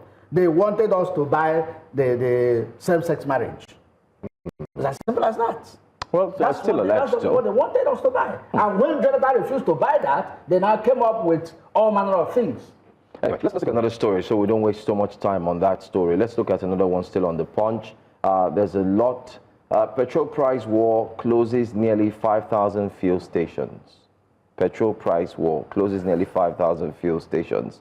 Salary crisis, federal government plans intervention funds for 109 foreign missions. But I want us to focus on petrol price war. Over 5,000 fuel stations we hear are, closed. Because they can't afford the new pump price or what? I don't know the reason why they are closed. They can't keep up with competition. They can't keep up with competition because there's petrol everywhere. Yeah, you see, there's petrol everywhere. Yes. Okay, we thank God for the Dangotes of this world. But when he came in, looking at his trajectory, you see, he's a monopolist to the core. And give him some time, he will take over that industry, because that's what he's been doing. I just pray that this one will favor the masses, because all along it has been enter a particular trade and muzzle every other person that is in that business and takes over. Now, in the cement industry today, apart from Boa, that they stand up to him, and they have to even go both to Aso Rock and to the north, to their emirs, for this reef to be settled. Now, otherwise, he wanted to go so high, and Boa was insisting, no, we cannot do that. So he felt maybe Boa was trying to spoil business for him. So he's a monopolist to the core. I just pray, like I said earlier, that what he's doing now, they will not send an NPC out of business and they'll monopolize the place. And then that's where the man in him will come out. We have not seen anything yet. He's just testing the waters. So once he gets to where he wants to go now, you'll see him come out in full swing. That has been his modus operandi.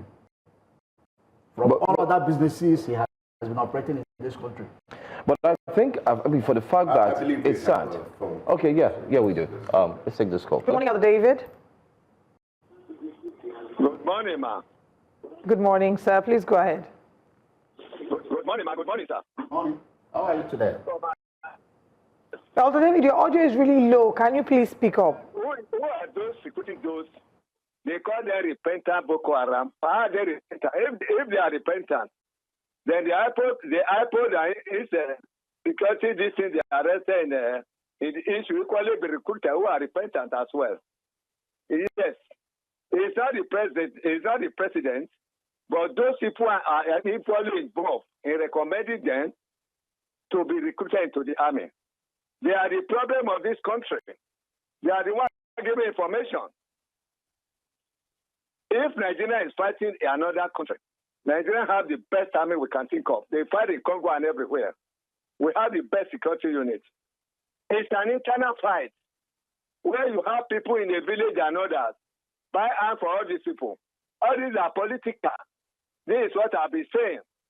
And the politicians that are doing all these things, recommending those people, before they discover that they represent Boko Haram, somebody have recommended for high places in order to obstruct this government. This government is doing his best. How will the president know about it? Those are the things I'm talking about. We should be very careful in this country. And where the area will... Thank you so much, Elder David. I think your points have been made. Let's still look at the front pages very quickly. I'd like us to look at Daily Independent. That should be the next paper we want to look at, Daily Independent.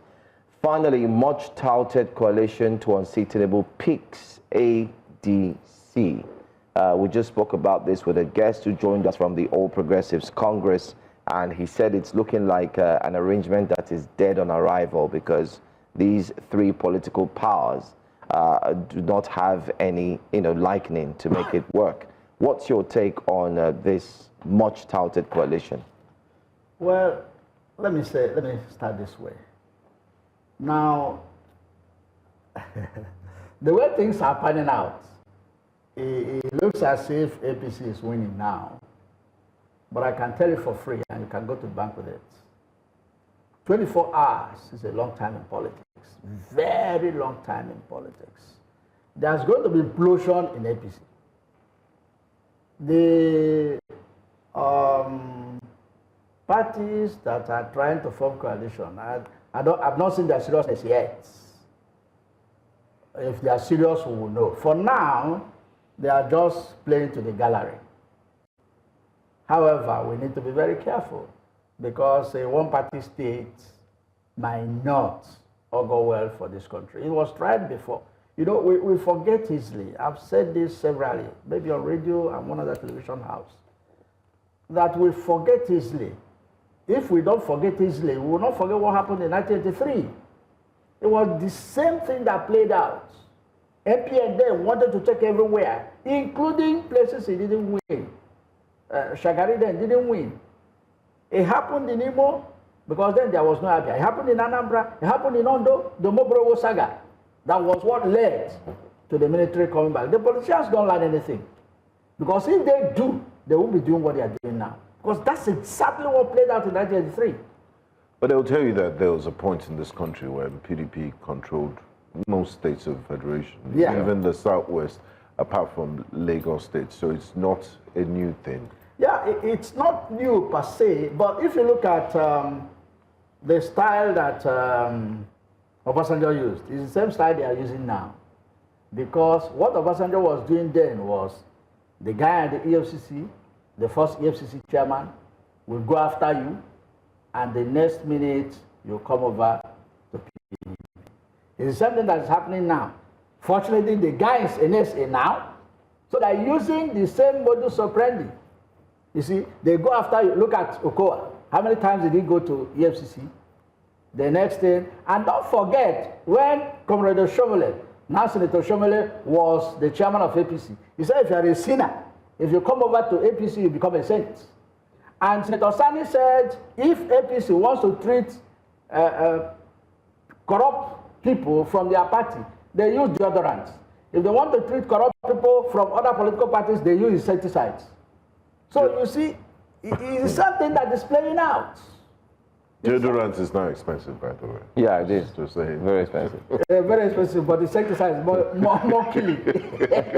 NAT slams federal government over sharing formula for 50 billion naira end allowances. This has to do with the SANU and NASU and NANT. I mean, the government approved 50 billion naira, and the sharing formula was that 80% would go, 20% to the other three bodies. It's going to create a problem because in the university system, the SANU has been fighting that the lecturers take it all. That that's a non-tutorial staff that they are not taken care of in the scheme of things. And this sharing formula now will create some problems again. I just pray that they will not down their tools again, because if they do, it's going to be too bad. It's going to be too bad. I just pray they don't. Okay. There's another one I'd like us to take before I hand over to Oliver Benga. Ajaero's NLC behind LP's woes, not federal government, says Abure faction.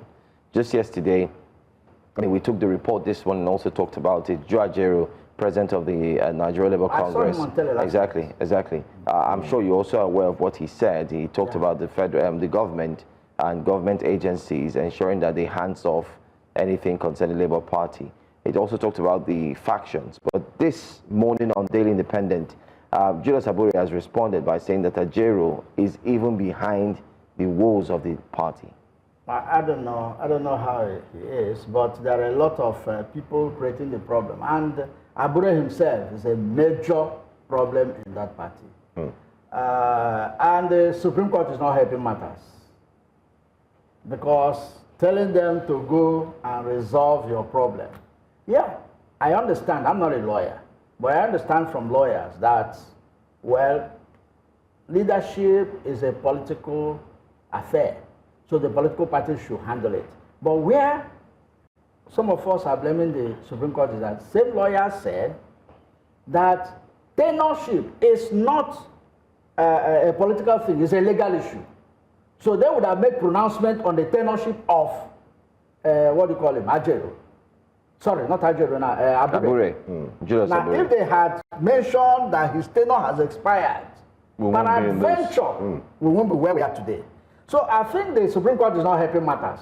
They pick and choose which judgment to give, and it's not good for this economy. Maybe they should go back for interpretation or file another lawsuit with the Supreme Court. Maybe, because I listened to one lawyer, he was representing the Abuja when they had their leadership problem. He said what he expects Labour Party to do is to go back to court, ask for the court to make a pronouncement on the tenure of Abure. Maybe that will settle the matter. That'll be more clear. You're still talking about Abure. There's an Apapa there somewhere. No, Apapa is a mole. Don't mind about it. He's a mole. They are just using him to destabilize the party. Right from the war, they've been using him. Everybody knows himself and who is using him? One from. But he said he's the longest serving member of the Labour Party. Even he was there even right before. From his looks, you can tell. So he's the longest member. But what has he been achieving? He's been creating problems. Himself and Arabambi also. Two of them have been the people creating the problem in Labour. I don't mind what's about that, and they know it. They know it. Even during the election, you saw the problem they brought to bear. Now, Ajaero has, why am I always calling Ajaero? Abure has added to the problem. So, but what I'm seeing is that, you see, in 2023, they said Labour did not have structures. And before then, Labour had only won one state. And the man later moved over to APC. And that was Comrade Oshomole. Recall that in his tenure in Edo State, he won the election through the Labour Party. But he later moved over to APC. So since then, APC has been in the doldrums until 2023, when somebody came and moved the movement. Labour is a movement. So if the movement leaves, if the person that created the movement leaves Labour, Labour is dead on arrival. So are you saying that Labour Party should Mr. Peter Obi join this coalition to the ADC? Or another party. Or another party, yeah. If Peter Obi leaves Labour today, Obi then leave Labour, and Labour is gone. And let me tell you one other thing. If Obi becomes the vice presidential candidate of Atiku, as they are saying, the Obidient might leave Obi. So he has to be very careful in making his choice. Okay. He has to be extremely very careful. Now, moving on to the leadership newspaper, the headline there says, cut interest rate now, manufacturers beg CBN. And there's outcry over soldiers, politicians' involvement. CSO security experts wants terrorist informants. Yeah, that's the headline. Outcry over soldiers, politicians' involvement. CSOs, security experts want bad eggs flushed out, says information leak, emboldening terrorists. That's a very sad one. And some good news here. JAMB to conduct mop-up exam for absentees. So if you missed your JAMB exams for one reason or the other, you have the opportunity to resit. NACON airlifts 33,689 pilgrims to Saudi Arabia. Prof, what do you make of the government saying that, you know, still airlifting, subsidizing pilgrimages to the Holy Land, Saudi and Israel? I believe all lands are holy. You can pray in Nigeria and your prayers will still be answered. They said this money could be channeled into capital projects and all that, and health and education. Are you pro or against government paying for your spiritual journey? I'm against that. You see, if you want to go and pray, you don't need to be paid to go and pray. You pay your money and go and pray. You are praying for your own upliftment or whatever. So this has been a recurring decimal. Government in, government out. They didn't start today. And this money is running to billions of naira. Yes, now it didn't start today. Fund your faith by yourself. Yes, I mean, there's complaining. Lagos Ibadan Expressway, there's NASFAT, there's MFM, there's Redeem. You can choose any of the Holy Land. Pray, just like our leaders are going for medical tourism. We have hospitals here they could go to. One of our leaders spent billions building one hospital. He had just a sprain on his leg and he traveled abroad and left the billion, the specialist hospital he built in his state when he was governor.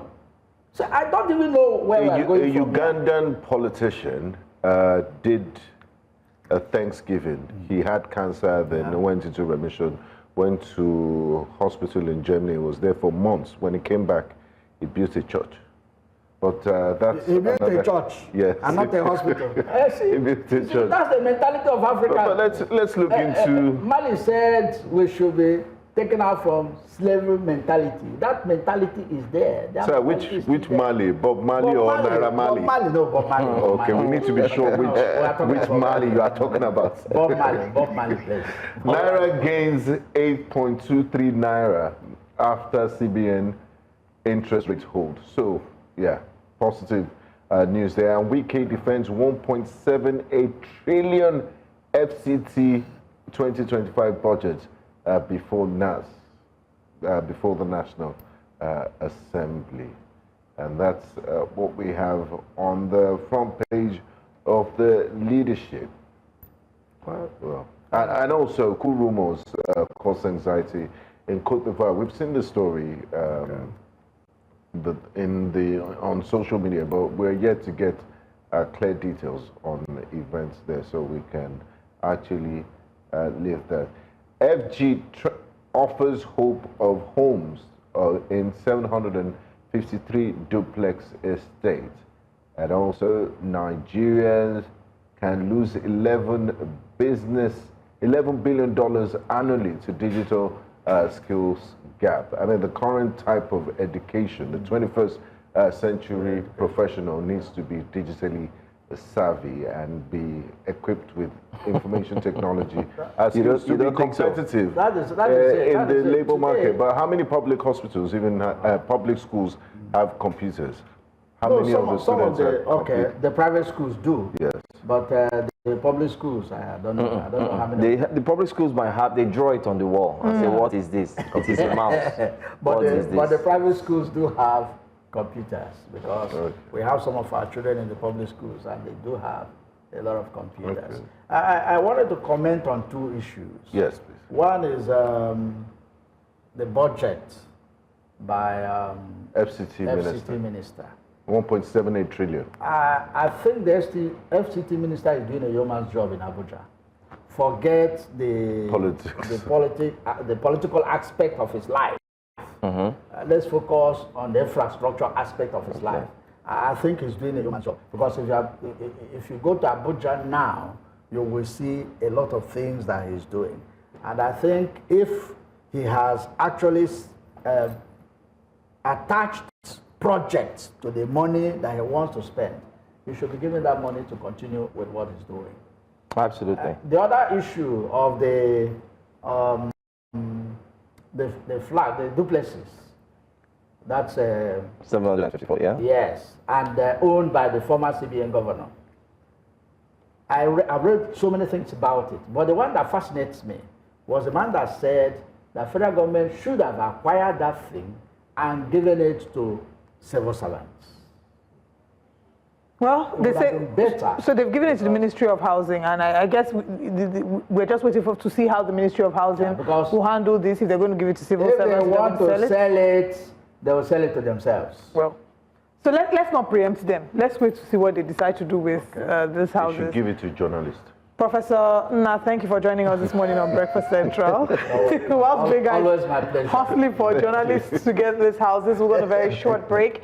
When we come back, what Nigerians are saying today, quite interesting, quite an interesting story, and I'd like to hear your thoughts about it after we return.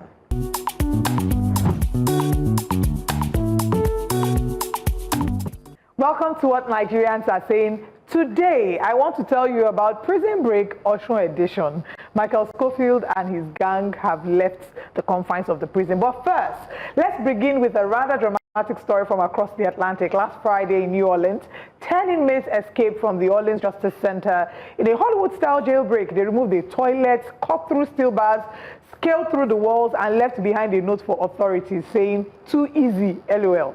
Authorities believe it was an inside job. A maintenance worker is already in custody with several jail staff suspended, and 5 of the escapees have been recaptured. 5, including murder suspects, are still out. And if you look at the crimes that they've committed, they range from, pushing drugs to murder. A number of them have been even recaptured over and over again. In a bizarre twist, a cryptocurrency betting site in New Orleans is now letting people bet on who they think will be caught next or who will be the last man standing. And if you look at the picture, this man here, he's getting a lot of votes. Derrick Groves, people are betting on him. But let's now bring this back to Oyo State, Nigeria. In the early hours of Tuesday, the 20th of May, a very different kind of jailbreak unfolded at the Ilesha Medium Security Custodial Center. After hours of torrential rain, the perimeter wall collapsed, an act of nature that exposed a crack in our prison system. 7 inmates facing serious charges like murder and armed robbery escaped. And as of this morning, all 7 are still at large. Now, this isn't the first time this is happening. On September the 9th, 2024, flood triggered the collapse of the perimeter wall at the Medium Security Custodial Center in Maiduguri, Borno State. A total of 281 inmates took advantage of the breach to flee. On April 24, 2024, heavy rains again caused the walls of the Suleja Medium Security Prison in Niger State to collapse, leading to the escape of 119 inmates. So yes, we're back again with another escape powered by rainfall. The Nigerian Correctional Service has launched a manhunt working with police and community leaders, and they've offered 5 million naira per fugitive if you have information leading to the arrest. So we have names, photos. There have been charges. John Michael, age 34 years, address Emene, Enugu State. Toby Akin, 19 years, address beside DC School, Oke Ejigbo, Oyo State. Ezenweze, 40 years, his address is in the Ikorodu, Lagos State. Olalekan Ajofo Imbo, 45 years, in Ekiti State. Ninolowo Yusuf, he is 28 years, Idowu Close, Ojo, Lagos State. And we have Matthew Ogunjimi, 20 years, in Owode Street, Ikirun, Oyo State. And Kabiru Oyedun Agege, 39 years, I beg your pardon, and he's in Agunla Omu, Lagos State. So these are the inmates. If you have information on them, the authorities are offering you 5 million naira. And at the end of this segment, I'm going to share the phone numbers you can call if you have information. But beyond the reward, there's also rising suspicion. How did this really happen? Was it just rain, or was there inside help? And can the correctional service really recapture these inmates? Or, like they say, Otilo? And on a much lighter note, Nigerians again are already betting and asking, who among these 7 will be the last man standing? But let's go to X and take the tweets of Nigerians reacting to this. Fisayo Shoyombo is the first person. He says, the escape of 7 inmates, including 6 standing trial for murder, armed robbery, and illegal possession of firearms from the medium security prison in Ilesha, Oyo State, is concerning. He goes further to say, from my experience living as a prison inmate during my undercover investigation, it is nigh on impossible for inmates to escape from prison without internal collusion, especially when there is no bloodshed. As how? Suspected murderers and armed robbers broke free from jail without any bloodshed, injuries, or death. I hope the Nigerian Prison Service understands that its hunt for inmates must begin from within Ilesha prison, and maybe they can tell us who released the escapees. Michael Ilechuku is also reacting to this, and in Michael Ilechuku's tweet, he says, please don't use the word escape. That's wrong. Just say they left. Onekachi Mark has reacted to this as well, says, their families should bring them back and collect 5 million and use it to feed them in the prison. If you go to the New Orleans story, in fact, the way they had found a number of them is so ridiculous. One of them was found, that one went back and started doing Instagram Live. Another one went back to his family members. In fact, I'll come back to New Orleans, but let's continue with Nigeria. Peter Daniel says, when the New Orleans prison break happened, immediately the inner accomplice was apprehended. We're yet to hear traitors have been held, nor any clear sign they'd been caught. With our poor terrain and its insecurity, it will likely take so long to catch them. That's if they're serious about it. On official 08, the next tweet says, We all know these criminals were released on purpose. They're using the prison break to deceive who they can. We have 3 more tweets to take. Park GM says, my country now cruise, honestly. Nature helped them escape. Defense collapsed. My money is on police not catching them. Ifeanyi Everett says, their integration into society will be so seamless. This is the last time we'll ever hear about this story. And finally, this tweet is betting. He says, my money is on Kabiru. Baba does a smile. Everywhere good. Can we please put their pictures again so we can look at Kabiru's face? And there we have Kabiru. Baba does a smile. Soft life. Everywhere good. Whew. As ridiculous as this sounds, in New Orleans, they've offered them several sums to be able to get information to bring them. And I think it's come up to like $20,000. There are rewards out there. Here we have 5 million naira per fugitive. Will they pay this money? And for those that are looking for a quick way to make money, 5, 10, 15, 20, 25, 30, 35 million 35 naira, million naira, cool cash. But this again reveals a rot in our system. Maybe I'd ask you, do you genuinely believe it's been an act of God, or does it reflect our carelessness? My first question is Nigerian custodial services. Which contractors build your fences? Do they use clay or mud? Because they're always collapsing after one sort of torrential rainfall or the other, and they should look into. It could also be due to maintenance as well. I mean, when last did they, maintain the walls, maintain the buildings itself? Yeah, we also have struggles even with the cell walls and even the cell itself. So, I mean, I wouldn't give doubt to the fact that it's an act of nature, hopefully. But with Benga saying 35 million here in cash, I don't know how true it is. I also saw that the prisoner up there, the wanted prisoner up there, was chatting with the other prisoner on the left. I saw it online this morning. Yeah, they were chatting online. I didn't see that one of them, I don't know how true it is. I don't know how true. Maybe we'll have to find. And he said, oh, we heard they wanted to give 5 million to catch him, that they should give the 5 million to his mom and he would turn himself in. And then the other one responded to him and said, let's meet in Togo or something. And he said, is it because we're in prison, you think we're mates? So I don't know how true that sounds like banter. I don't know how true it is. But I don't want to I don't know how they're going to catch him because we can't even see the color of his eyes. His picture is blurry. I mean, how are we supposed to get the 5 million for Ezenweze? I think, as funny as it sounds, just like they're betting in the New Orleans story on social media, they're actually betting. People are betting in the cryptocurrency company, saying who will be the last man standing with the New Orleans story. And they started jokingly calling this Oshun jailbreak New Orleans and Nigerians are jumping on the trend of course, jumping on the trend and making fun of it. But I think, again, it reveals 2 major things.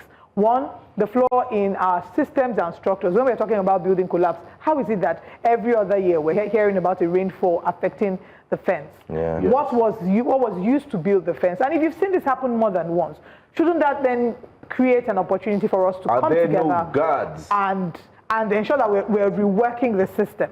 Key question: where were the security guards? Exactly. Where are the guards? Do we still have watchtowers in I'm the sure prisons? they do. But are they where effective? You could actually see every single person, like the eagle eye. You see everything that's going on. And where are the CCTV cameras that they could release now? We're expecting that there should be a release. Even if they release CCTV cameras and they show you how these people escaped, where will you see the rest? Closure. We don't have the rest of the. We don't have proper CCTV camera coverage in our country to say, okay, we saw them last on the street. I don't really know if they're going to come back. Some people will say already this is a case of saying Sokweoti law. Well, citizens are advised to contact the nearest security agency or reach out to the following hotlines: 070-870-86005, 090-6000-4598, or 080-750-5006. But that's all we have for you today on Prison Break Oshun edition. Elisha Custodial Center, please. Exactly. It's custodial, it's not prison. Center. Prison Break Elisha Custodial Center. Yeah. Until we have the next one powered by rainfall, because this year there's going to be a lot of rainfall. But I'm sure the police will do their work. I trust them. They always get it done. Okay. They always find a way time will tell. To get them. But that's all we have today on what Nigerians are saying, and this is how we wrap up Breakfast Central. Thank you for joining us. We'll be back again tomorrow because it's TGIF. Yeah. Thank you. And a special request from one of our dedicated staff here, John Agbehi. Today is his wife's birthday. Queen Agbehi, John says he loves you very much and he wishes you a happy birthday. I've met her before. She's such a lovely woman. She's in the military. Yeah, she's in the military. So I hope she can win that 5 million and help us catch one of those escapees. Happy birthday to you on behalf of John and all of us here at News Central. We'll see you tomorrow. Have a wonderful Thursday. See you on Friday. Au revoir. See you tomorrow, bro.